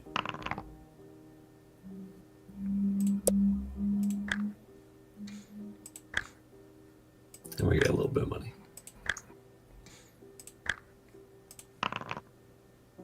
Nice. No cheating needed. Yep.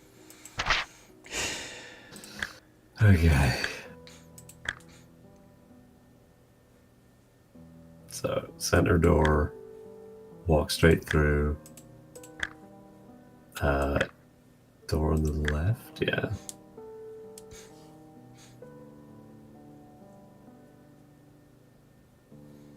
Just There's let. literally nothing on it.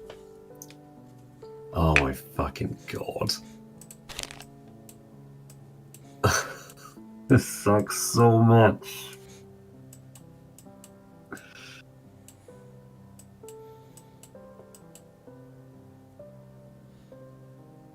Despite claiming there is a simple, easy route that may take multiple paths, the truth is 90% of this is just trolling you because you decide not to look further throughout the courtyard, I guess. Yeah, it seems that way, to be honest.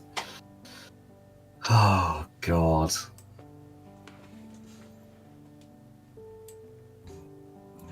I mean, at least in the first one, we got all the way to the end, and it was like, but you didn't have the thing for the perfect ending.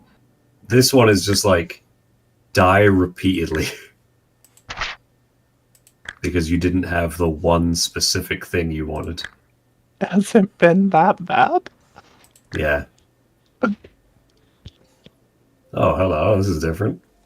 We decide to ignore what the butler told us. Fell into a trap, and we wake up in a dirty room with rough walls cut into rock. Iron bars in the windows and door confirm your suspicion that you are in a prison cell of some sort. Not much you can do but sit on a straw mattress in one corner until someone appears. An hour or so later, you hear a shuffling noise outside. Looking through the bars and door, you see a lizard-like creature shuffling down the corridor carrying a bowl and mug. The beast has two heads, which talk to each other as it walks. Skin is gray and scaly, and a long tail follows it up the passage. It stops at your door and pushes the bowl and mug through a small opening into your cell, then shambles out to sit at a table across the hall. You've been given bread and broth. You eat and drink, or will you call to this creature a Calicor? Creature's not very talkative. Well, alright. Unless you're given to the Ganges for sport, because of course. Great.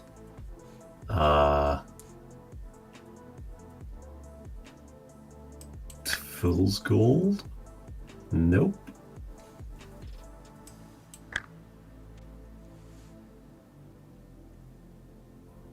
Oh my god.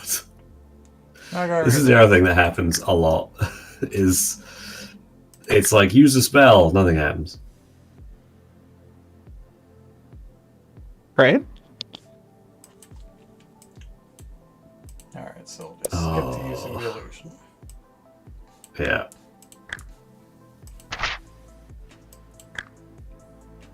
I wonder what happens if we don't even ring for the bell.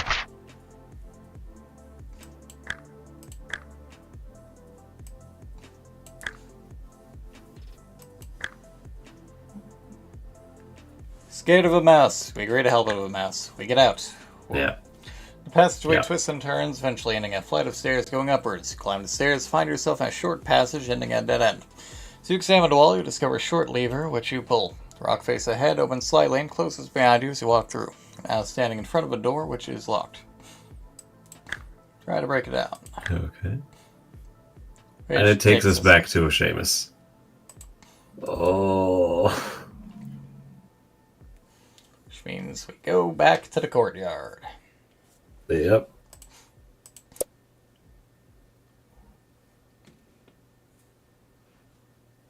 Fortunately, our bookmark is here, so... Oh, well.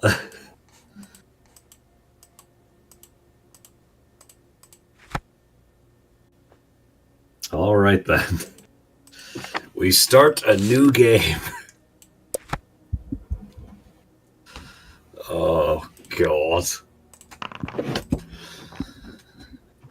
That's fine. Nice.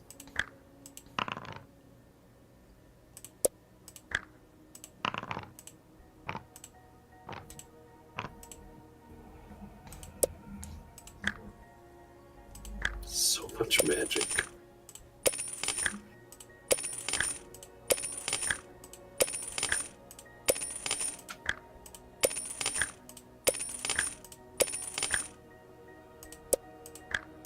I mean, to be honest, I can see why we didn't really need the provisions, because basically nothing ever dealt damage to us. It was just like, oh, you die.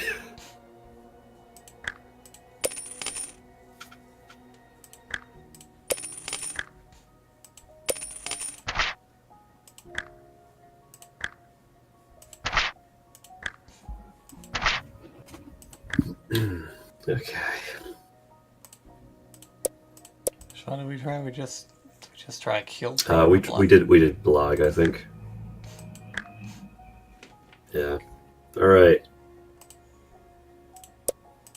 Tours on the groups. Yep. Cautiously and keeping well outside, you creep through the darkness around the edge of the courtyard. There are two groups of creatures in front of you. To the right, you see two human-like figures talking under a torch fastened to the wall. To the left, a group of four creatures, varying shapes and size, are sitting around a fire eating. Let's go to the guys that are eating. Why not? A motley crew sits around the fire. A warty-faced orc is handing out scraggy chunks of half-cooked meat to the others. A snarling dwarf of green skin is complaining about the size of his piece, while two scruffy goblins, a man and a woman, are cuddling each other. They giggle and laugh, and every so often she slaps his ugly face, causing more merriment. As you approach them, Okay. they stop and turn around to look at you with unwelcoming faces. They sneer at your neat appearance, and a female goblin whispers some comment to her companion. And from the dwarf, you see an open box. You can just make out a few rolled up pieces of parchment in it. How will you respond to their cold reception? Sit down or ask whether you made your with them. Where is the ask them to play Kickstart Your Heart option? I think confidence is key. Sit right They are a down. motley crew, after all. Assert dominance. They're taken aback by your audacity. Rather than waiting for them to talk, you act aggressively and demand how to get into the Citadel. They point to the main entrance, obviously a little bewildered by your confident manner, and whisper amongst themselves. The door tells you that you'll need a password to Scimitar to get in. You ask about the contents of the box, whereupon they get agitated. How do you wish to proceed?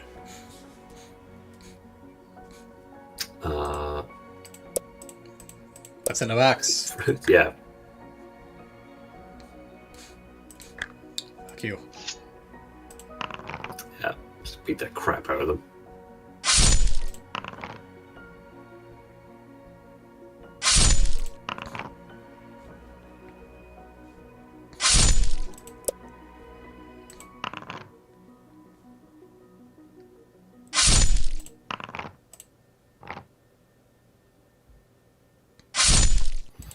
Presumably we'll just get a spell scroll or two.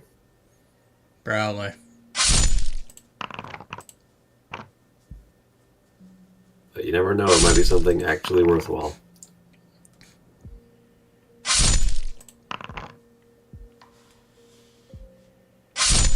Taste a 24 to the face. Yep.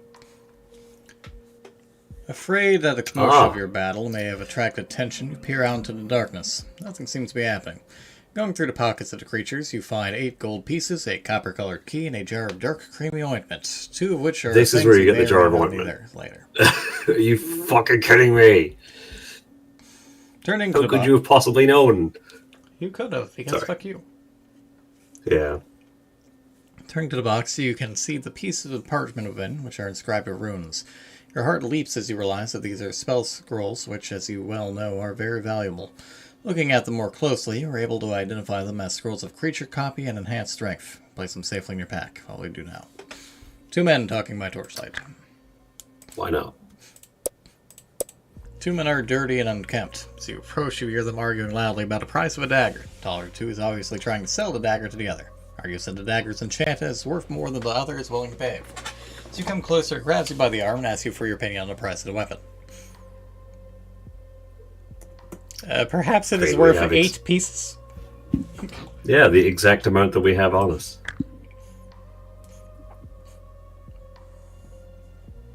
The tall man agrees and persuades the shorter man that this is a fair price. The short man mumbles and curses, offering 6 and 7 gold pieces. The price has been fixed at 8. Well, about that. Dagger is indeed a work of art, as undoubtedly worth a fair price. The blade is made of shiny metal, and the hilt is a peculiar green leather, inlaid with stones. Read an inscription which tells you that it's an enchanted throwing dagger which never misses. In a future combat, you may use this dagger to throw it at an opponent. It will automatically inflict 2 stamina points of damage without the need to roll for attack strength, but you may only use it once. Put the dagger into your belt and set off towards the Citadel. What is stopping us from picking the dagger up again? Mid-combat. I don't know. Magic. The fact that it's stuck in the enemy. Who knows? You set off towards the Citadel. Although the night air is calm, you hear a faint whistling, which rapidly gets louder and louder until a strong gust of wind suddenly hits you with such a force that you can barely move against.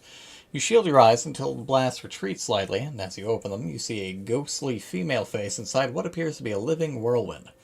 She mouths words at you, which you cannot make out, but some seconds after she's finished talking, the message reaches you. She seems to find your appearance offensive, as challenging you with words of abuse. Grabbing your sword, but she laughs. Wow. Well, Rude. I think we should give her abuse back. Try a simple ploy to get rid of her, hoping that she is not too intelligent. Looking into shadows, you claim to see another creature. She claims you're mistaken, but you're convincing. She nips off to investigate, allowing you to rush to the Citadel entrance. That's it. Oh. Okay, well, we know the password now, so... I was hoping there would be a fireball. Well, it sends us towards the monument, actually. Oh.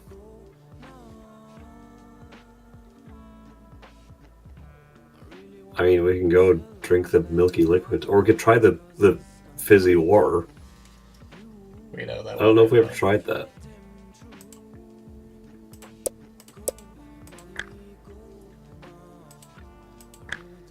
We all know the fizzy liquid is not a good idea. It could be fine. It tastes salty, and you break into a cold sweat as it goes down. You begin to tremble and try to steady yourself on the altar. However, you trip forward, knocking the other two chalices onto the floor, spilling the other liquids. You slump to the floor yourself, feeling extremely ill and hazy. As if in a dream, you see a vision of a strange, muscular creature with 2 heads, a long tail, and scaly gray skin. Its hand holds a large bunch of keys. Mouse runs across the table at which it is sitting and shrieks loudly. Cry wakes you up with a start, and you realize where you are. Pick yourself up and grope the door handle. Must have some fresh air. Leave the chamber, rest for a few moments outside, and set off to continue your quest. Alright then. Foreshadowing. Not that you can actively choose a mouse for an illusion, but hey. Yeah. Oop.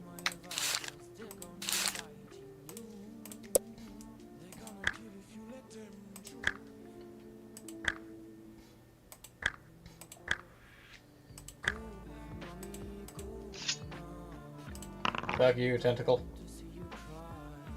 Slag. Easy.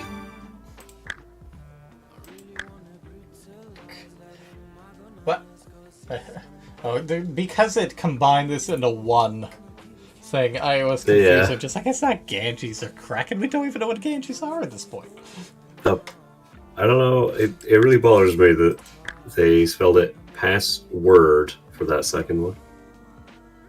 Oh god, what was down the steps? Where was that copper key for? Was that for the sorcerer's bedroom? The chick who shoots fire from her eyeballs. Yeah.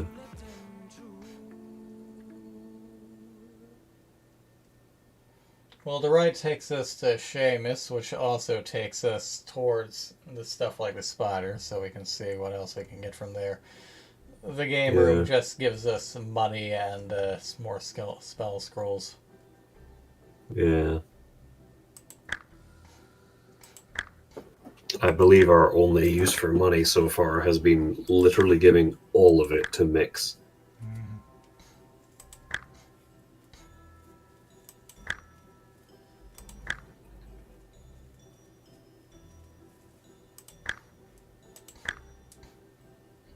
Looks like you get the same results from all of these.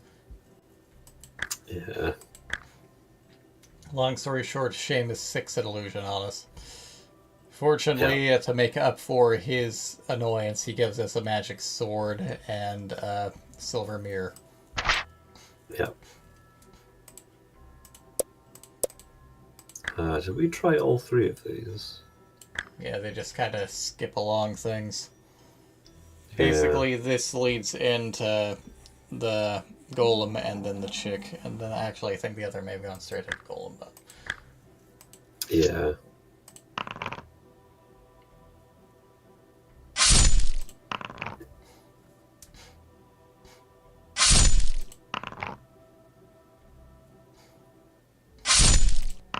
Sewer Snake never had a chance. Nope. tunnel route.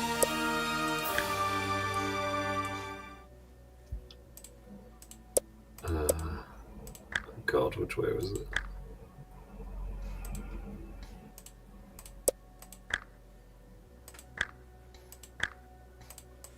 Okay. Golem. Yeah. Wait for the boxes. Kill the golem. Oh.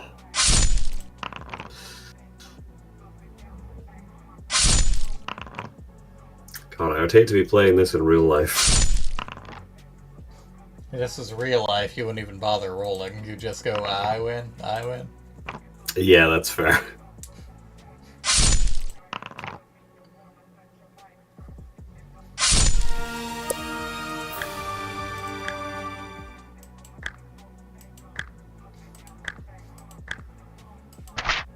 Okay.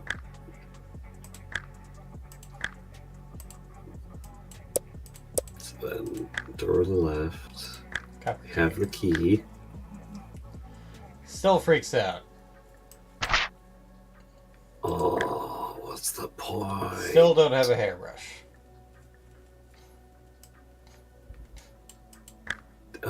So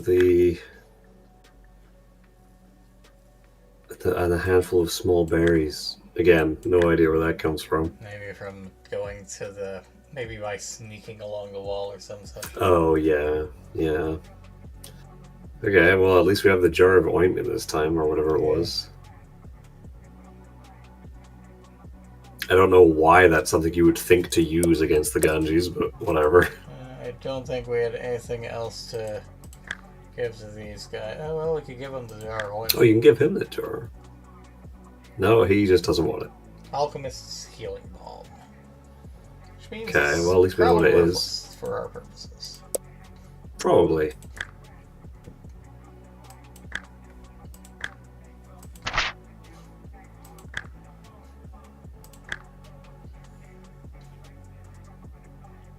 Okay.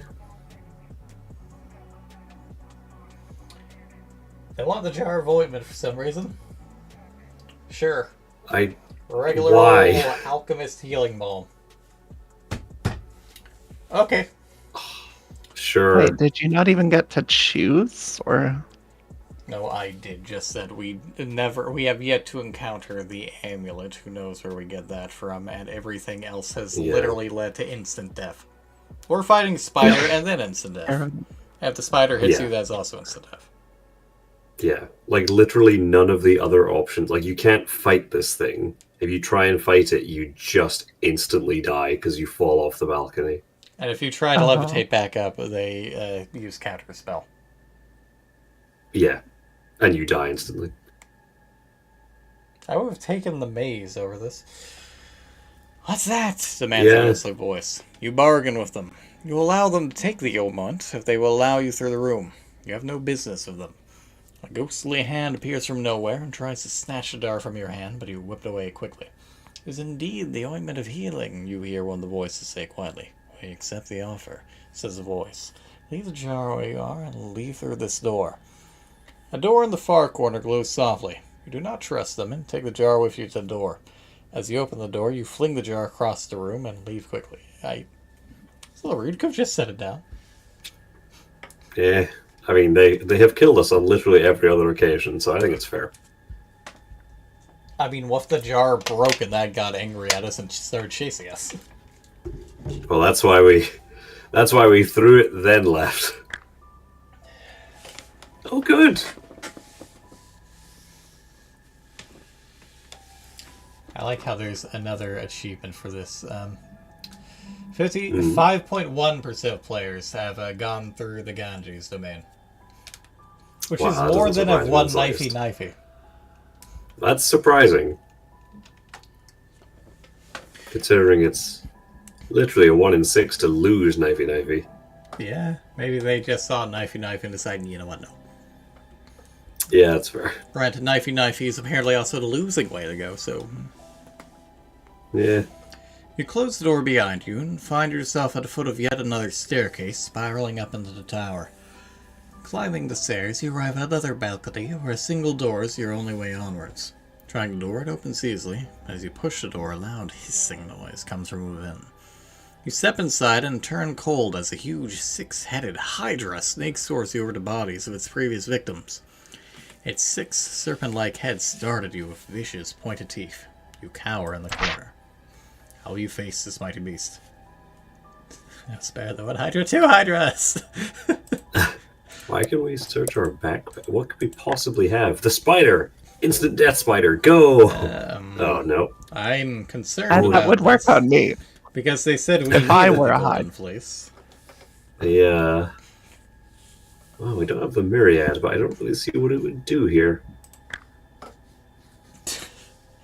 The mirror, predictably, has no effect on. Yeah, this is what we're talking about.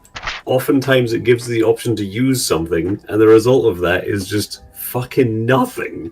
And it removes it from us, which would screw us over if we did it later. Yep.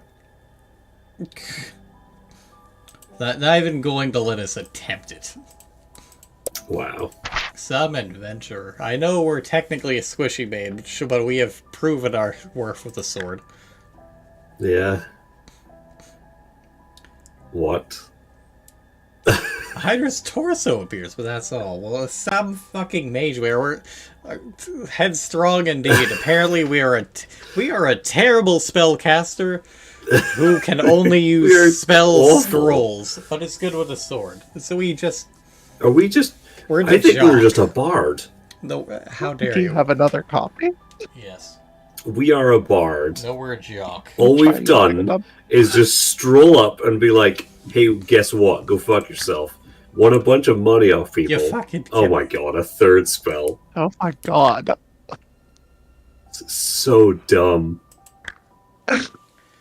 Oh. Apparently, we need to find a combination at some point. You slam Oh, the door They shut just behind you. distracted each other. Yeah. Slam the door shut behind you. Follow a short, narrow passage, which winds round and brings you to the foot of another staircase, reaching right up into the apex of the Citadel. Sign on the wall reads, "Halt! None may pass but by order of Balthus Dire." Realize you are nearing your goal. Cautiously, you climb the stairs to the next landing, right up to the belfry of the Citadel. In front of you is a solid metal door. Try to handle, but the door is locked. You lift a small flap and see small tumblers underneath. This is a combination lock, which can only be opened by those who know the combination. If only we knew knock! Some age we are. You know, I What feel if we use Slammer. copy on Balthus Dire?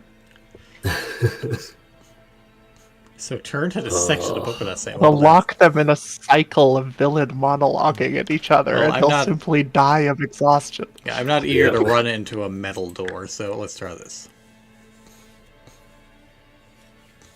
Well, glorious.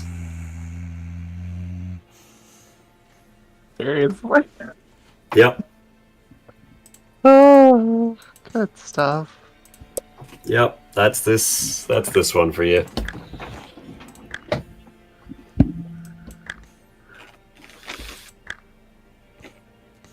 Oh, fuck you, buddy. Beat him off. Now Gray's interested. Beaten about by the head of the cruel Ganges who delight in thuggery. What an asshole.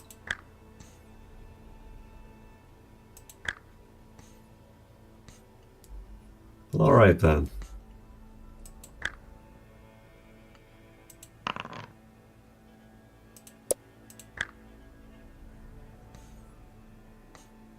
Ah, berries.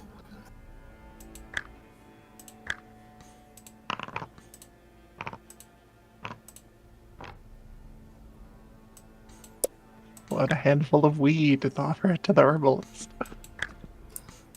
Oh, God. What happens if we just try the door? I guarantee nothing good. Probably.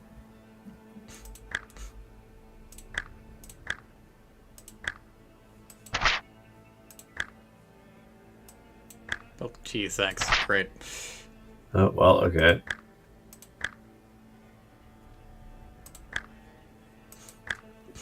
I'm mostly just seeing what happens if we get berries to the goblins. Yeah. Oh, I forgot this gives us Seamus.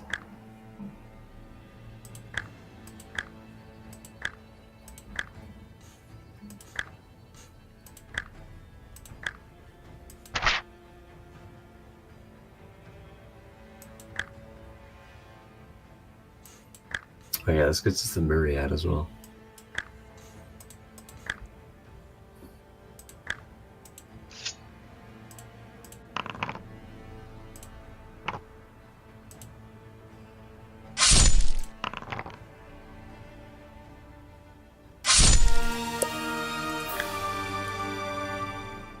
Outside, that American sneaking soldier along for the Red wall also means we don't get the ball or anything.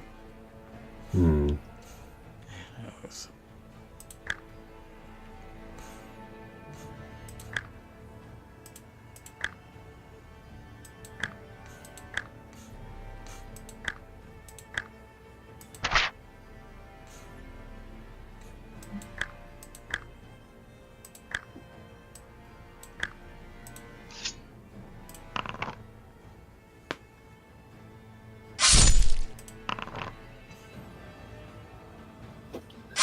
Here's hoping that the one with the berries isn't just another, oh, they look at you quizzically and you just walk away.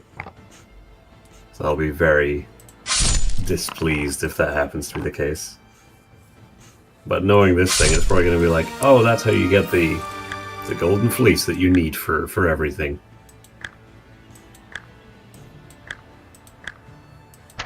Instead of casting 3 pulpy creature spells. Oh, God.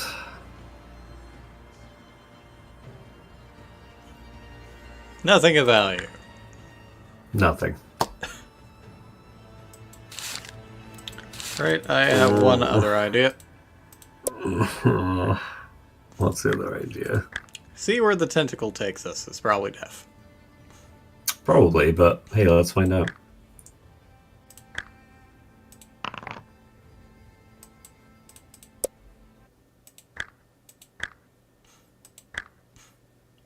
Although we're going to have to try and intentionally fail this roll.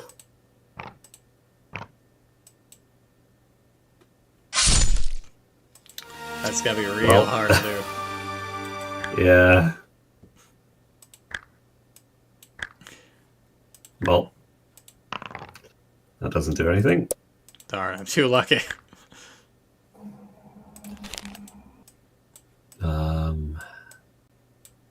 Okay.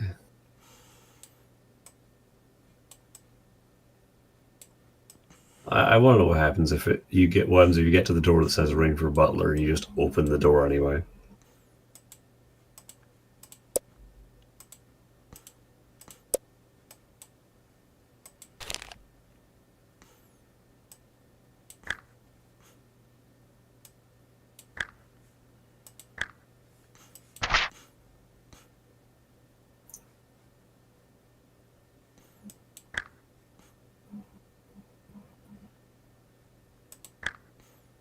Oh, she's insulted by your indifference.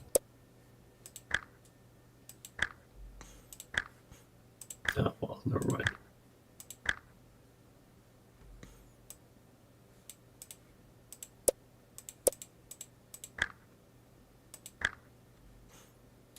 Alarm bell. Gasp. Shock. Ah.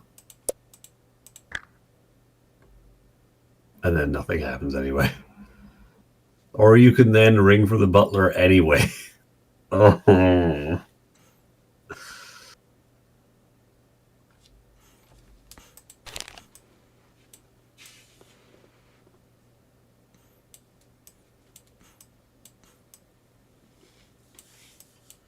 Where's the fucking fleece then?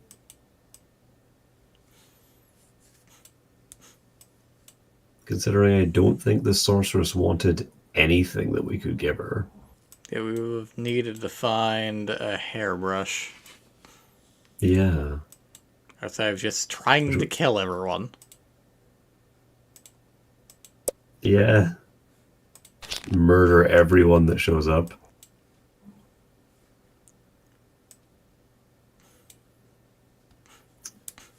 Because creeping towards the tower only gave us the berries, didn't it? Yeah. Yeah.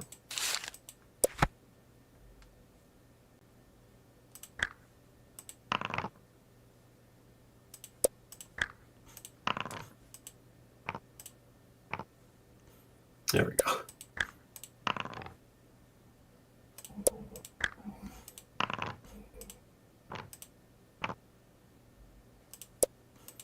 Oh god, that's so many magic spells.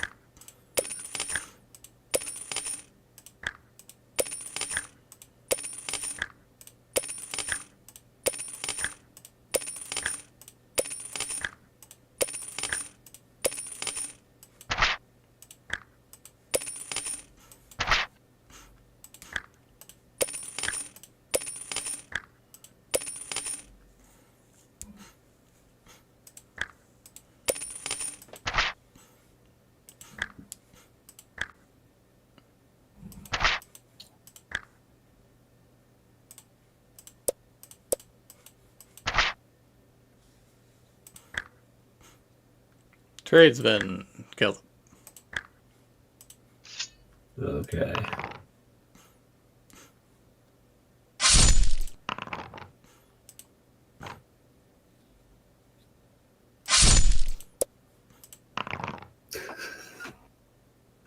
Ape, dog, and dog ape. I swear to God, if these guards have a hairbrush, I'm gonna lose my friggin' mind. Nope. Nope. Okay. So I guess, yeah, going to the fire lets us get the ointment. Naturally. Yeah. We have to murder everyone to get it, but that's fine. It has to be, where do you find the ointment? The fire. 100%. Yep. The guys sitting around the fire, because of course they have the magical healing ointment that's the only way we've found so far to get past the Ganges. Because there's also the, whatever it is, charmed amulet and something else, I think. But we have literally no idea where either of those are.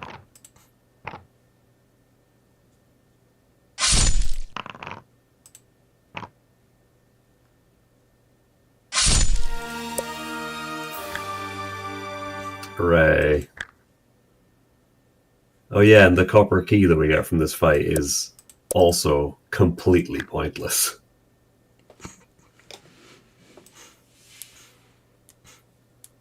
Oh, we're just gonna murder this guy as well.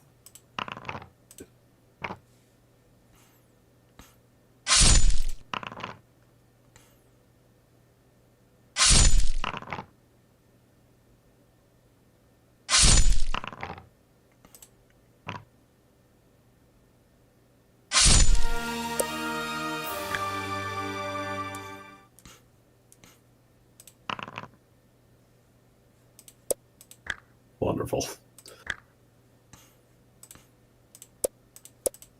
Okay, we act indifferent towards the, her, I guess.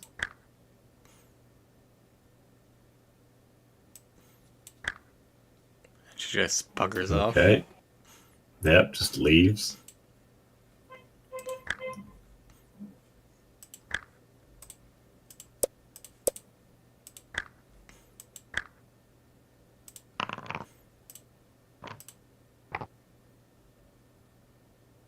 Damn it.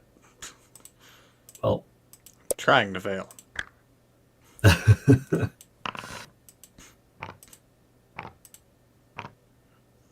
Although with it, Too damn lucky. Yeah.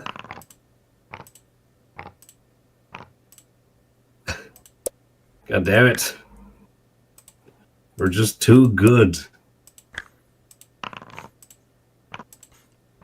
Clearly the problem.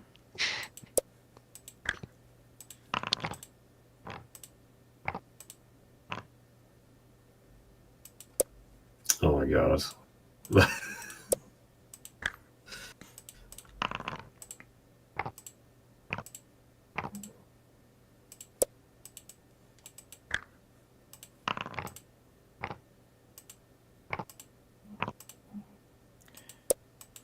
Okay. Alright, Seamus, we're coming for your ass. Yeah. Uh-huh.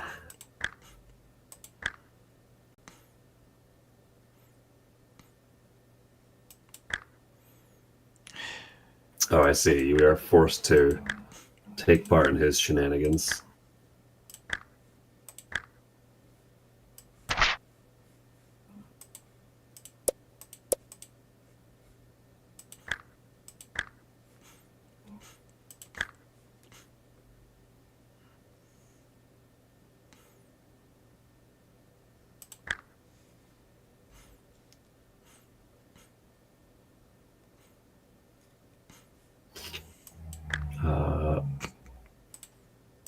Okay. Oh, that's fair. Yeah. Just literally die instantly to the ghost.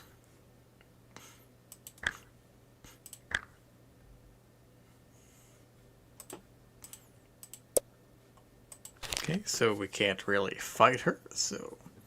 Can't fight her, can't find Seamus. Yep. We can try and kill Gark. Yeah.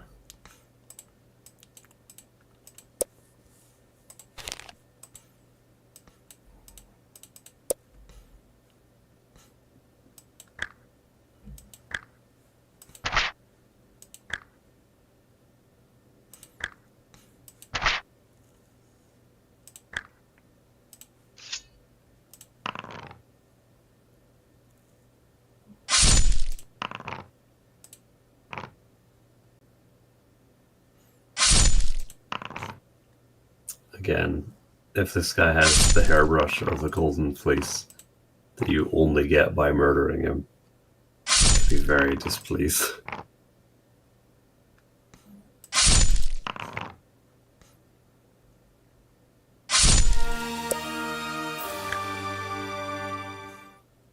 A hairbrush. Yep. Okay. Sure. Uh...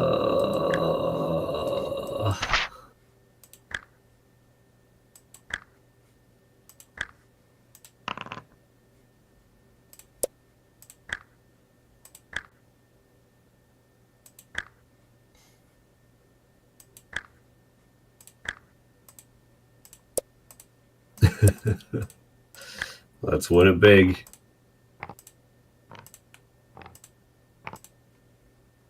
Aw.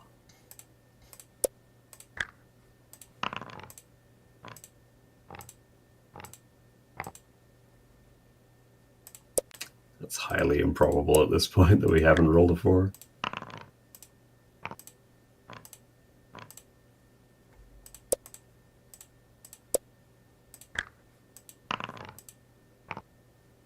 There we go. Fuck you, statistics. Hooray.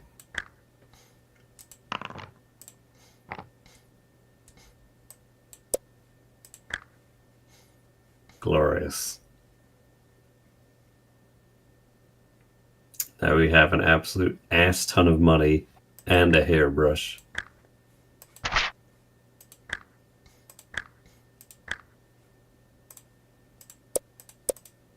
Okay, so now we can use the key, which does nothing compared to just slamming it anyway.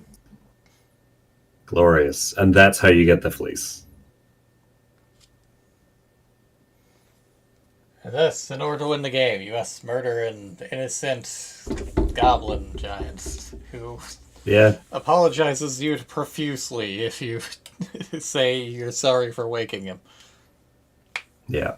That's just cruel. That seems questionable. Yeah. She looks at your offering. We also... Her eyes wide. Wait. Yeah, we have the equipment, right? Hmm? Yeah, the issue is we still need the combination. The combination. Yeah. She likes the hairbrush. That's all I'm gonna say. Yeah. Watch the VOD, pause and read. Hooray. We got the fleece. Oh, we just it just takes us straight to the next section. Oh, okay.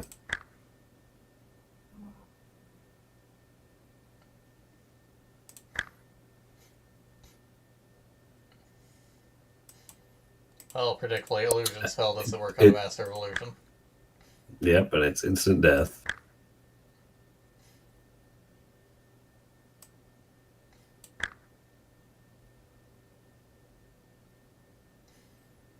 Then that doesn't actually go to anything. Yep. I like how he warns you about the Ganges, but tells you absolutely nothing on how to actually defeat them. Be Quote nice unquote if we could defeat. try and fight them. Nope. See, I don't think there's actually anything useful going here. No, it was literally just lead shot and nothing else. And the opportunity to die again.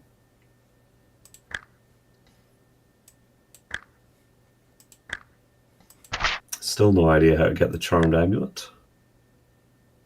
Maybe we get it by murdering the guy in the jail. Wait, we didn't get to use the fleece? Was there an option to use the fleece on the Hydra? Is that not where you use that? Well, it said we need to beat the big baddie. Well, I thought they just meant that was for getting past the Hydra. When I saw that was the option for it. Good old-fashioned way after summoning part of a Hydra. Yep. Finally, we take damage. Wow.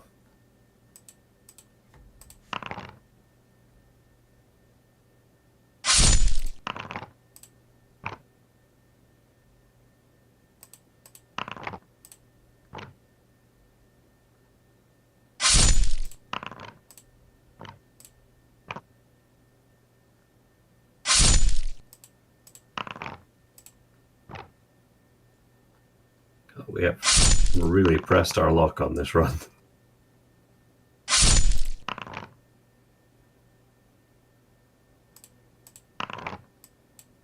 Should have rerolled that.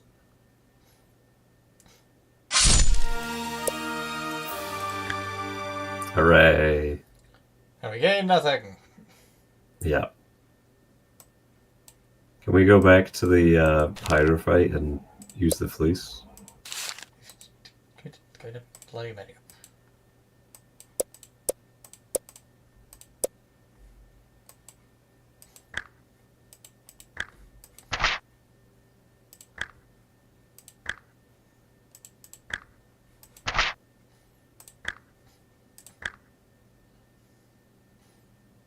Yep, doesn't like the fleece, that's what he predicted.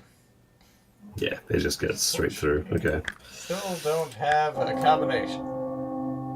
Nope.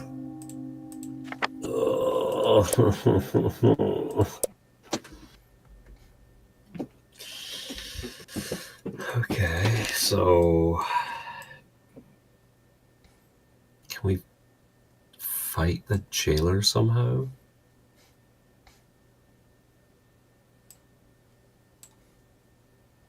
Probably. That's the only thing I can think of that we haven't done.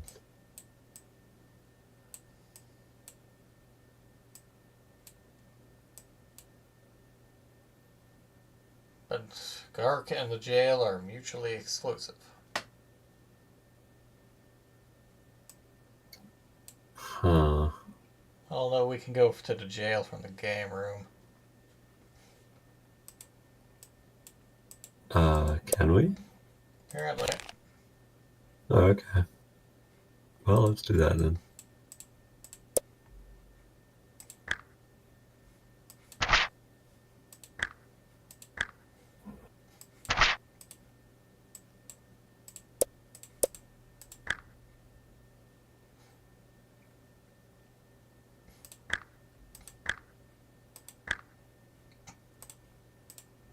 That's it. You just die. You don't get to fight the Calicorn? No, let's figure it out first, apparently. Okay, oh, there we go. Oh, you can cast a weakness spell on him. I could, but I do not need to. No, you certainly don't. Weird that we didn't get to cast a weakness spell on the fucking Hydra.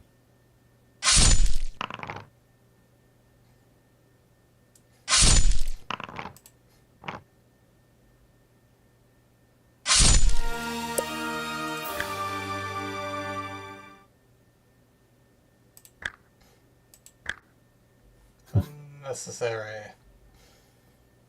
Yep, so that did nothing worthwhile for us.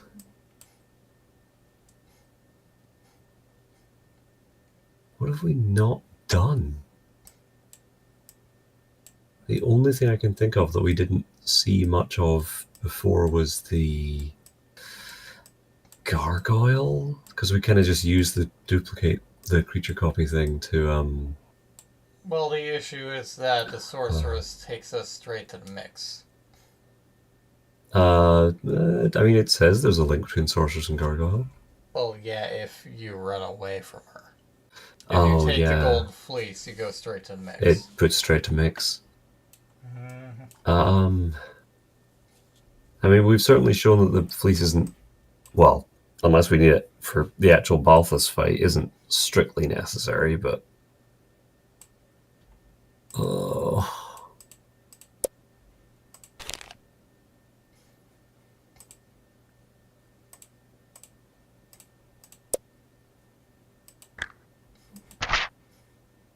So I don't think sword, yeah, sword didn't work. Yeah. Okay.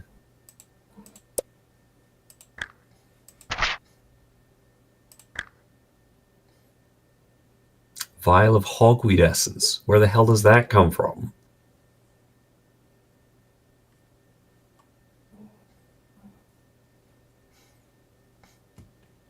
I'm not sure what a beer would have done on it, Honestly, but it's exclusive to a different portion, so. I'm at this point not certain that some of these things even exist.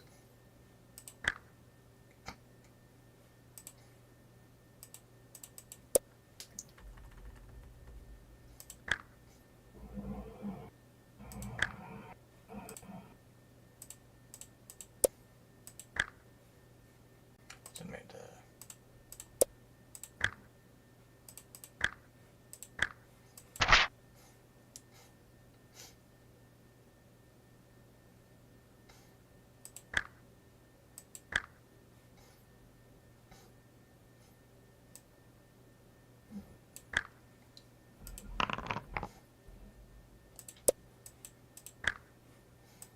Snash the fleece goes straight up.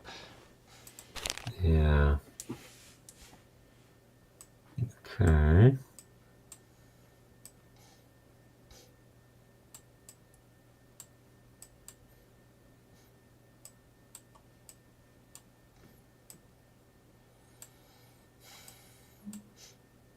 Yeah, I mean, I don't think anywhere we've been so far has given us the charmed amulet or the vial of hogweed essence. It's the only time I've ever seen that come up so far. We can get thrown out of the games room to go to the jail, and then we can go to Yeah. Seamus after the jail. Yeah. So we can get that stuff. Yeah, there's nothing worthwhile in the sewer. Because either way you go, you have to fight the snake and you get nothing from it. Did we get anything from the washer room? I don't think we did. Just advice, basically. Yeah. So the wine cellar lets you have the pocket myriad.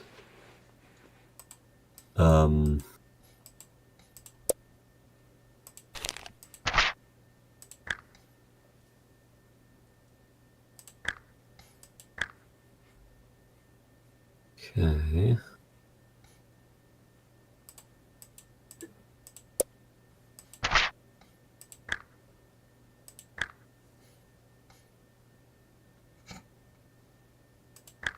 enough.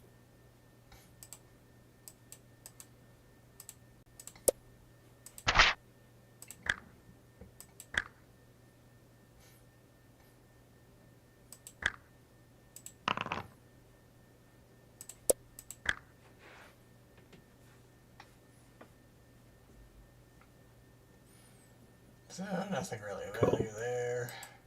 Yep.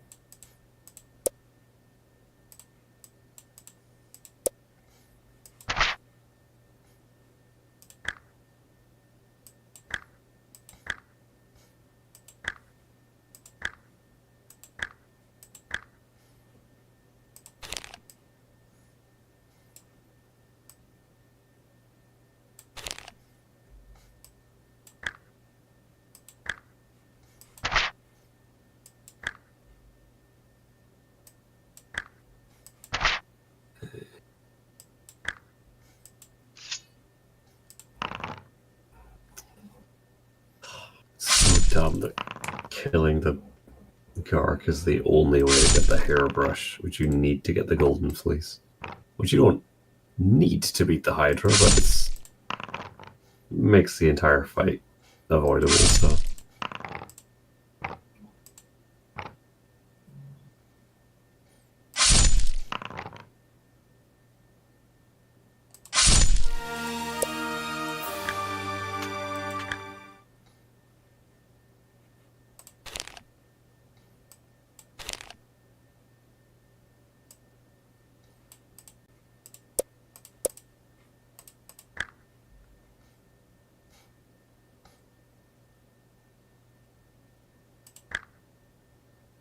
Wait, what is this? Oh shit. Library.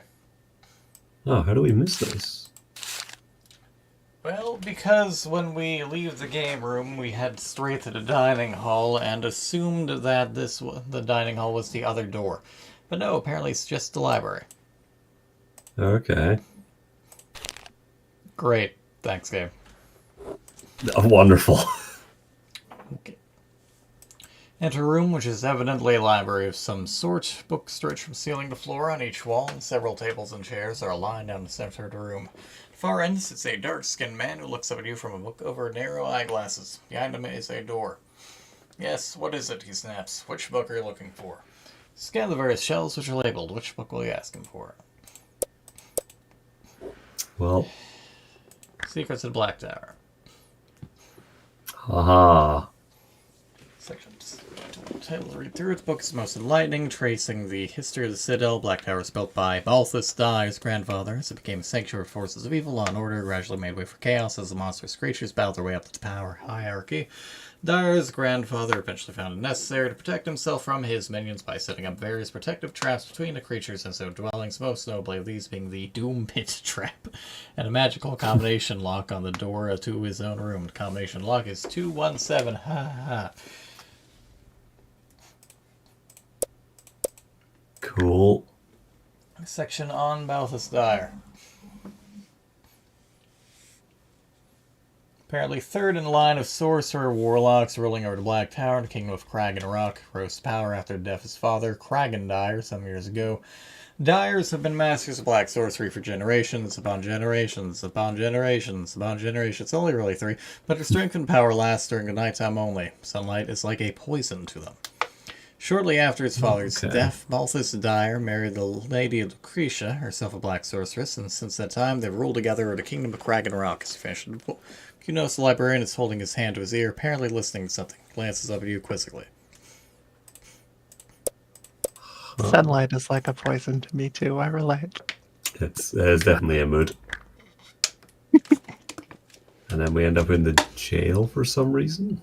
Well, he was listening for something, so it's possible that we seem suspicious, question mark. I guess. I mean, we had allegedly come there to heal the librarian. I guess on that's at least fair. one lie. Yeah. It's good to know that the game is literally unbeatable unless you go to the library.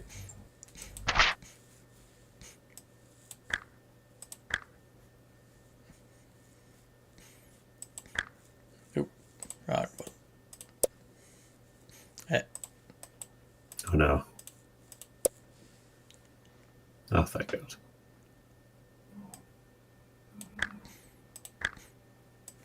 Well, our goal is to get here either way, so. Yeah.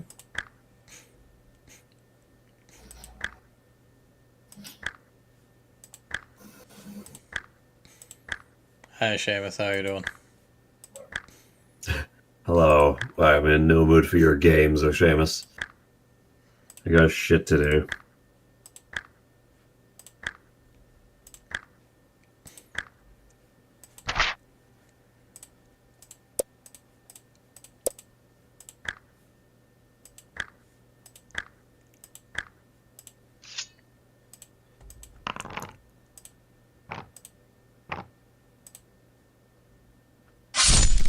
Ah. That gets so good for the snake. Yeah.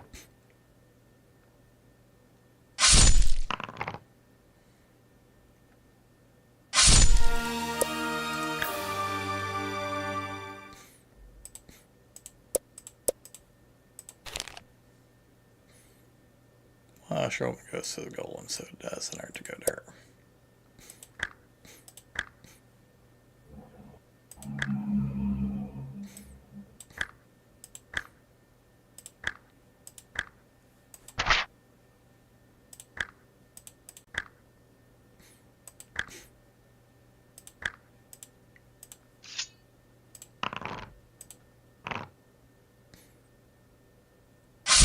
See, it's kind of weird that they give you, like, they give you so many opportunities to use your spells to avoid combat. And clearly multiple key items can only be beaten, can only be found by engaging in combat. Like, the fleece, only something you can gain by engaging in combat. The spider in the jar, only gained by engaging in combat. Maybe the moral of the story is we're just a real shit wizard. Yeah. Are we just Rincewind? I don't know who that is.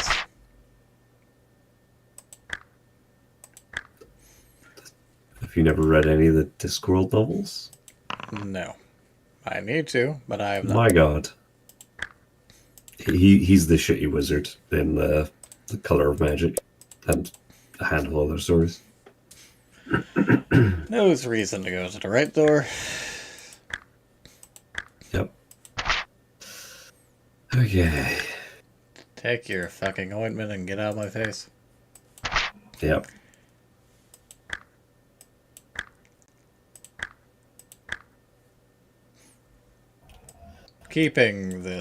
Going to assume that we are going to lose the fleece that we use on the Hydra, so keeping it in case we actually do need it for Balthus Tire in some capacity. That's fair.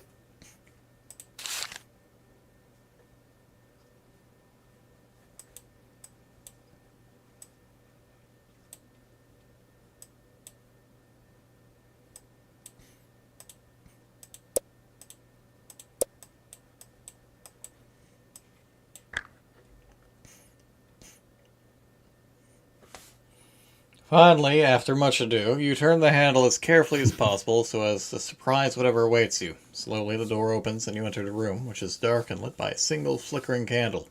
Your blood drains as you see a single three-pronged trident heading directly for your throat. That does not need to be in all caps. In a flash, you must decide what to do. Sidestep. Okay. Nick of Time, shield spell blocks a trident, and that is a choice of hair. Yeah. As you compose yourself after your fright, you glance around the room. It's obviously some sort of military headquarters. Scrolls with strategic maps hang from the walls, as do portraits of past generals. A bookcase in one corner holds hundreds of leather-bound volumes. Ornate drapes are drawn across a large window. A cabinet along one wall holds pikes and swords of a variety of deadly shapes and sizes. In the center of the room is a model landscape which you recognize as the Vale of Willow. Armies of miniature troops are positioned on a model. This must be the invasion plan. Leaning against the table, with eyes fixed on you, is Balthus Dyer himself. His very stature is formidable. Well over 2 meters tall, he is built like an ox, with broad shoulders and muscular arms. And his battle tunic of leather with wide, studded wristbands. Studded is one way of putting it. Those are like full-on horns coming out of those. Looks like the dude is wearing plants.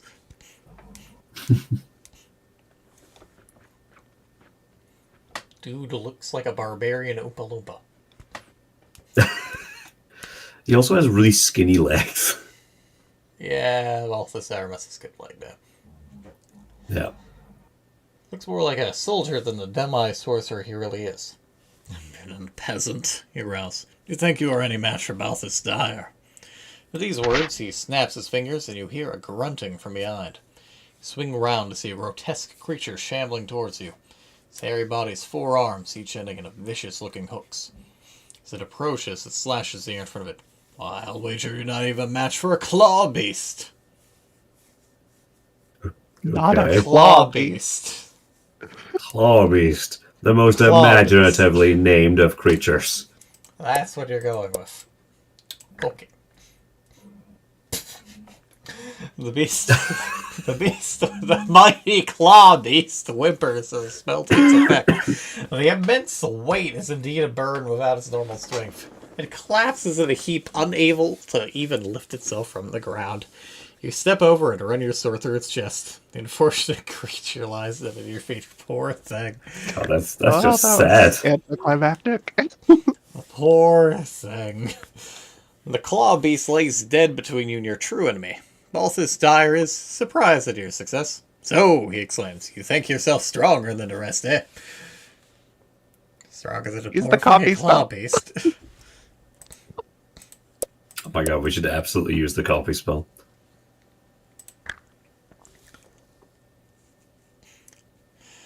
Replica of Balthus Dyer materializes in front of you. Dyer himself raises an eyebrow. Attack! You command the duplicate, who turns towards the center of the room and advances. 2 meters from the sorcerer, it stops and clutches its head. Looks up from its hands, turns, and comes towards you. The sorcerer laughs. 2 can play at this game, says Dyer. You concentrate and will the replica back towards Dyer. Eventually, it ceases its approach and turns back as you command. For some moments, this goes on, and you realize that you both have the power to command this creature, but only within a certain range. Backwards and forwards it goes until the spell begins to wear off, gradually fades from view. Concentration has been some stimulus for you. You look up in the air to see Balthus Dyer holding his hands in the air and then bringing them down hard on the table. What magic is he using now? Yeah, I figured that wouldn't work. I just mean, wanted I to see what also would happen. figured it wouldn't work, but I was curious. Yeah. Sorcerer cries out in anguish and turns away from you, holding his head. Rush forward and he wheels around to face you. You gasp! It's no longer the demi-sorcerer, but it's changed into a wicked-faced hag with wrinkled skin. His, or rather her, hair is now a squirming mass of hissing serpents. Well, we have a mirror, so honestly, I'm not quite sure which would be great. Let's retreat quickly. Yeah. You back off in horror from the hideous Okay. creature standing before you. With legends you've been told in your youth, you realize that you're facing a Gorgon whose gaze has the power to turn you to stone. Okay. You have managed to avert your eyes from the creature and now back into the corner, shielding your face with your arm. But what can you do? Polished silver mirror. Yep. Gorgon sees the mirror and shrieks. Chance to look at the creature, your gaze rises upward from its feet, but the Gorgon has disappeared and instead Balthus Dyer stands once more before you. I assume Okay. if we didn't have the mirror, we just would have been fucked. Or found blind Probably. eyes and such. He stands in front of you, breathing heavily. The spell was evidently quite exhausting. How will you make use of this opportunity? Nip over to the armory cupboard. Again, blind choices. It's locked. Sorry, what? Smash the lock. Spider in the jar! Spider in the jar. The sorcerer shrieks in horror as you pull out the jar. Well, And Gotta as fight him predicted, again. the little Spider-Man once more turns on us. yep. Piece of shit. Alright. Go, A new enchanted sword, which is even better. Oh. Many deadly weapons are inside the cabinet, but a blue honed sword catches your eye. Balthasar sees you take the sword and flies into rage. Do not touch that weapon, he screams, but he is too late. You have it in your hands. So be it, he says, sliding a scimitar from his own belt and advancing towards you. Battle to follow will, you realize, be a fight to the death. Your new weapon is an enchanted sword, which will add 2 points to your dice roll when determining your attack strength. Cool. Which is pretty good, given we now have a +3, because otherwise we'd be very even. Yeah. Oh, God, he has 19 health as well. I mean, we throw have the knife at him? 21, so... I mean, yeah. Yeah. Do we have the option to use the knife? I don't know. From our sheet, presumably. Yeah. Just throw the dagger at him for no good reason. No, Fuck we you, don't seem to Balthus. need it. Just out of spite.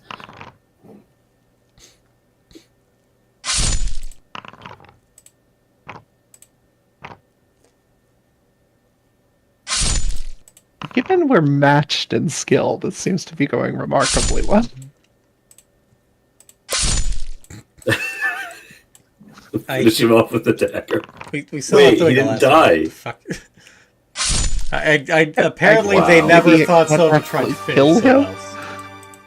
Yeah. Yeah. Seems like an oversight. Yep. Balthus, Hooray. lying at your feet, is dead. Your mission has been completed. The Vale of Willow is safe from attack, for the time being at least. Make sure his plan is destroyed. You take the drapes from the window and spread them across the table on which his battle plan is laid out. Taking a candle, you set fire to the rich curtains. As flames lick the table, you consider your own escape. Do you have a levitation spell left? If so, you may cast it and float out through the window to the safety of the ground below. If not, you'll need to recall your reserves of skill and cunning to avoid the guards and dangers of the Citadel of your escape. That's another story. It should not be, but okay. Whoa. Wow. Great. It was going so well until they decided to fuck you up. Oh my god. I wonder what happens if you try and like hide under the table during the fight. Can we go back to it? Excellent. A spell. Oh. Oh. Nothing useful. Just instant fail. Okay.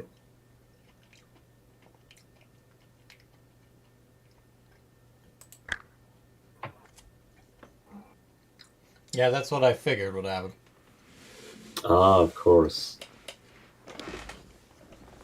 I was hoping there would be an option. I mean, it mentioned it earlier, so I was hoping there would be an option to take Yeah. down drapes during the fight.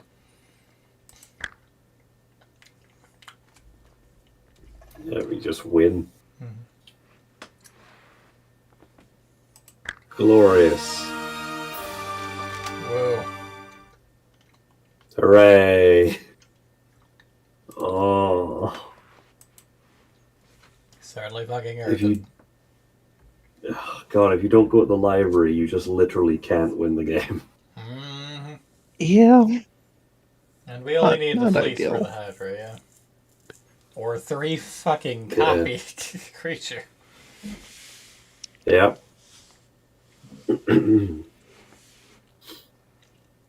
God, what a fucking mess. Had a good time, but my God, what an actual mess that book was. Very hard-earned and very annoying victory. Yeah. Yeah. Oh, God.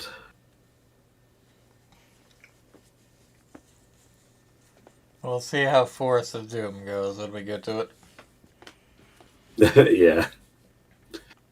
And eventually we'll get to Death Trap Dungeon. I'm sure they'll be just great from here. Yeah. Yeah, given it's book 6, that's gotta take a little bit, but yeah. Yeah. Let's look at this Tyrannosaurus Rex. Ugh. Wow. I'm sorry. Tyrannosaurus.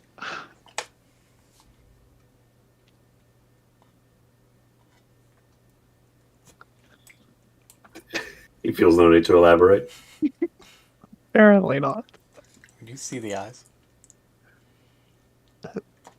Where?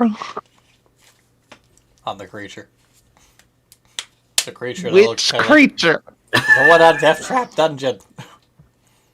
The one that looks like a weird slug dino. Oh, okay. Well, there's another one right beside it that's also a reptile thing. Yeah, the And not only that, he's the Lizard King.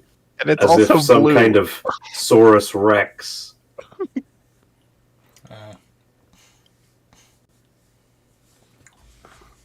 Do not feel my confusion was unwarranted. Don't worry about it. Honestly, the one I'm confused about is the Freeway Fighters one that was below that. As if it was some kind of Mad Max situation.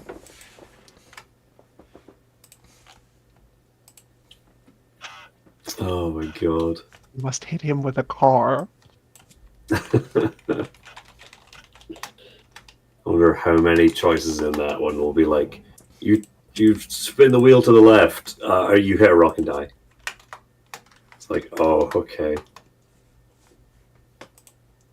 Fucking so many options in this one were just, you die instantly, there is no way to avoid it, or you waste a spell, nothing happens, and you die anyway. I'm curious as to where you would find the amulet or the other thing, if they even exist.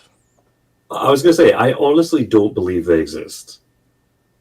The amulet and the vial of hogweed essence, I don't believe they exist. Unless they both exist in the same place.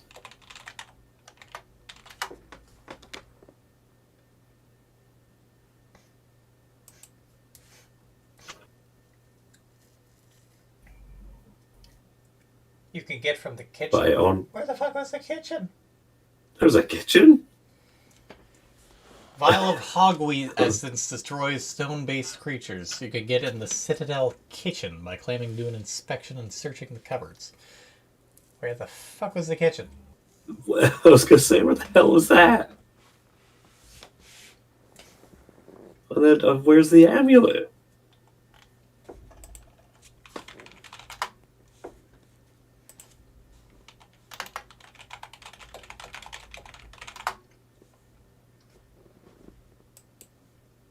My guess might be that it's in that third book in the library.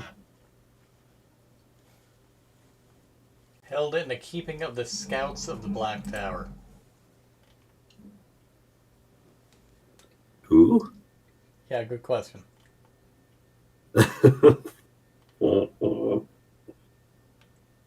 Oh.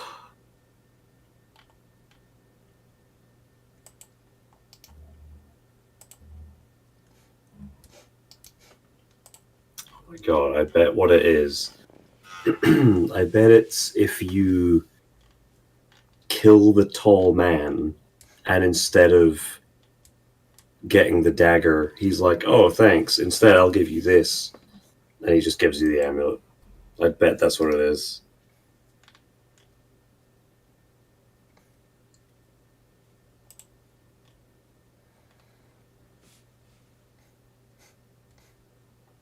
Oh, apparently Glasdow's foot was the guy crawling around outside who bit us.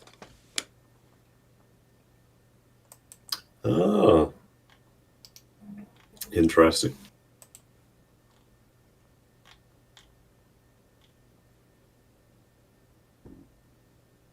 It's nice as well that you can win yourself like hundreds of gold pieces that are then completely worthless. Yeah.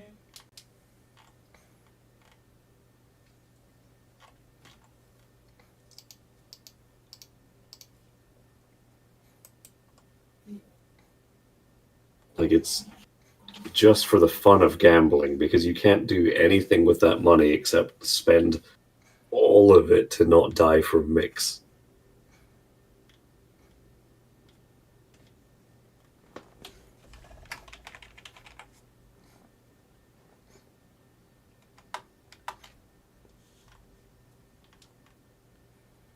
I'm having a very difficult time trying to find out where the hell the amulet is.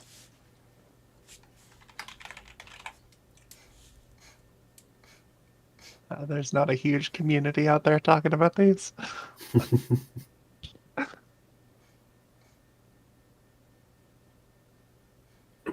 Honestly, I honestly believe that you'll get it if you don't get the dagger from those two guys.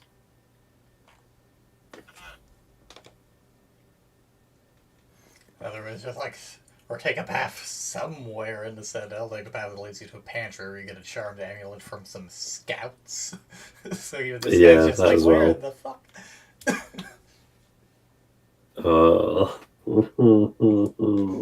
At this point, I think it just doesn't exist. I think anyone who suggests that it does is just gaslighting you. Yeah. You gotta use the amulet, bro. This guy. He thinks it's an amulet.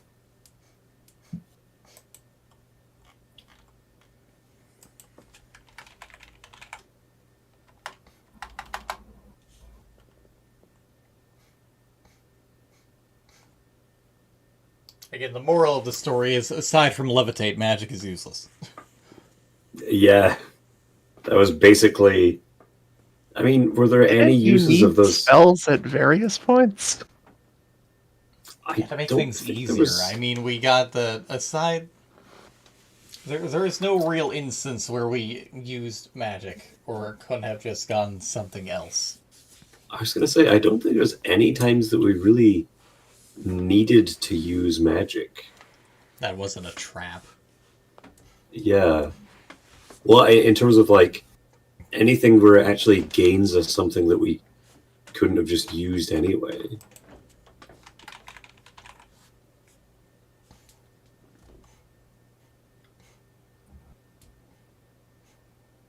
It's like everything towards the end, like having given the ointment and such to the Ganges, like, yeah, you can use magic on the Hydra, but if you have the fleece, you don't need to fight it at all. When you get to the Balthus, we were like, aha, creature copy. But you didn't need to. We could have just, like, run to the window and insta-kill him anyway.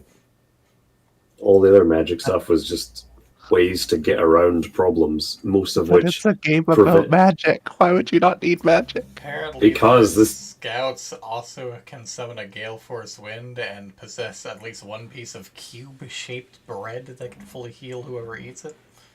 What? I can only assume it might have been the gremlin creatures that were flitting around, but where the fuck are they, and where the fuck is the pantry? So Where the fuck is the cube-shaped bread? Lembas bread? It's more like Minecraft bread. Do you think the elves ever made, like... Do you think the elves ever made, like, a gingerbread house out of lembas bread? Probably. I think that would be highly amusing. Gingerbread Rivendell.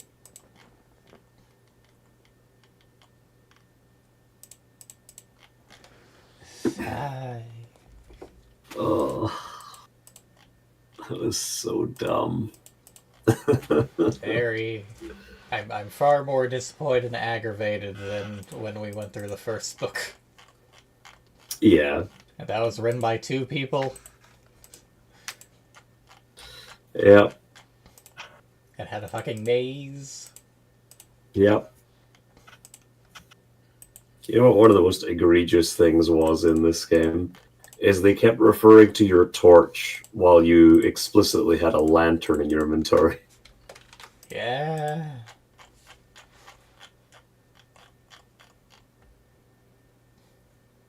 Pan pickle.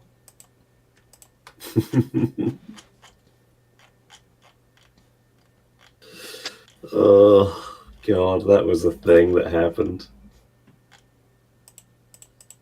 Certainly did happen. Yeah. Oh.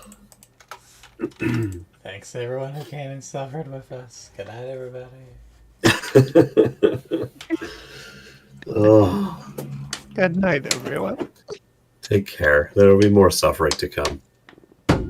Always more suffer.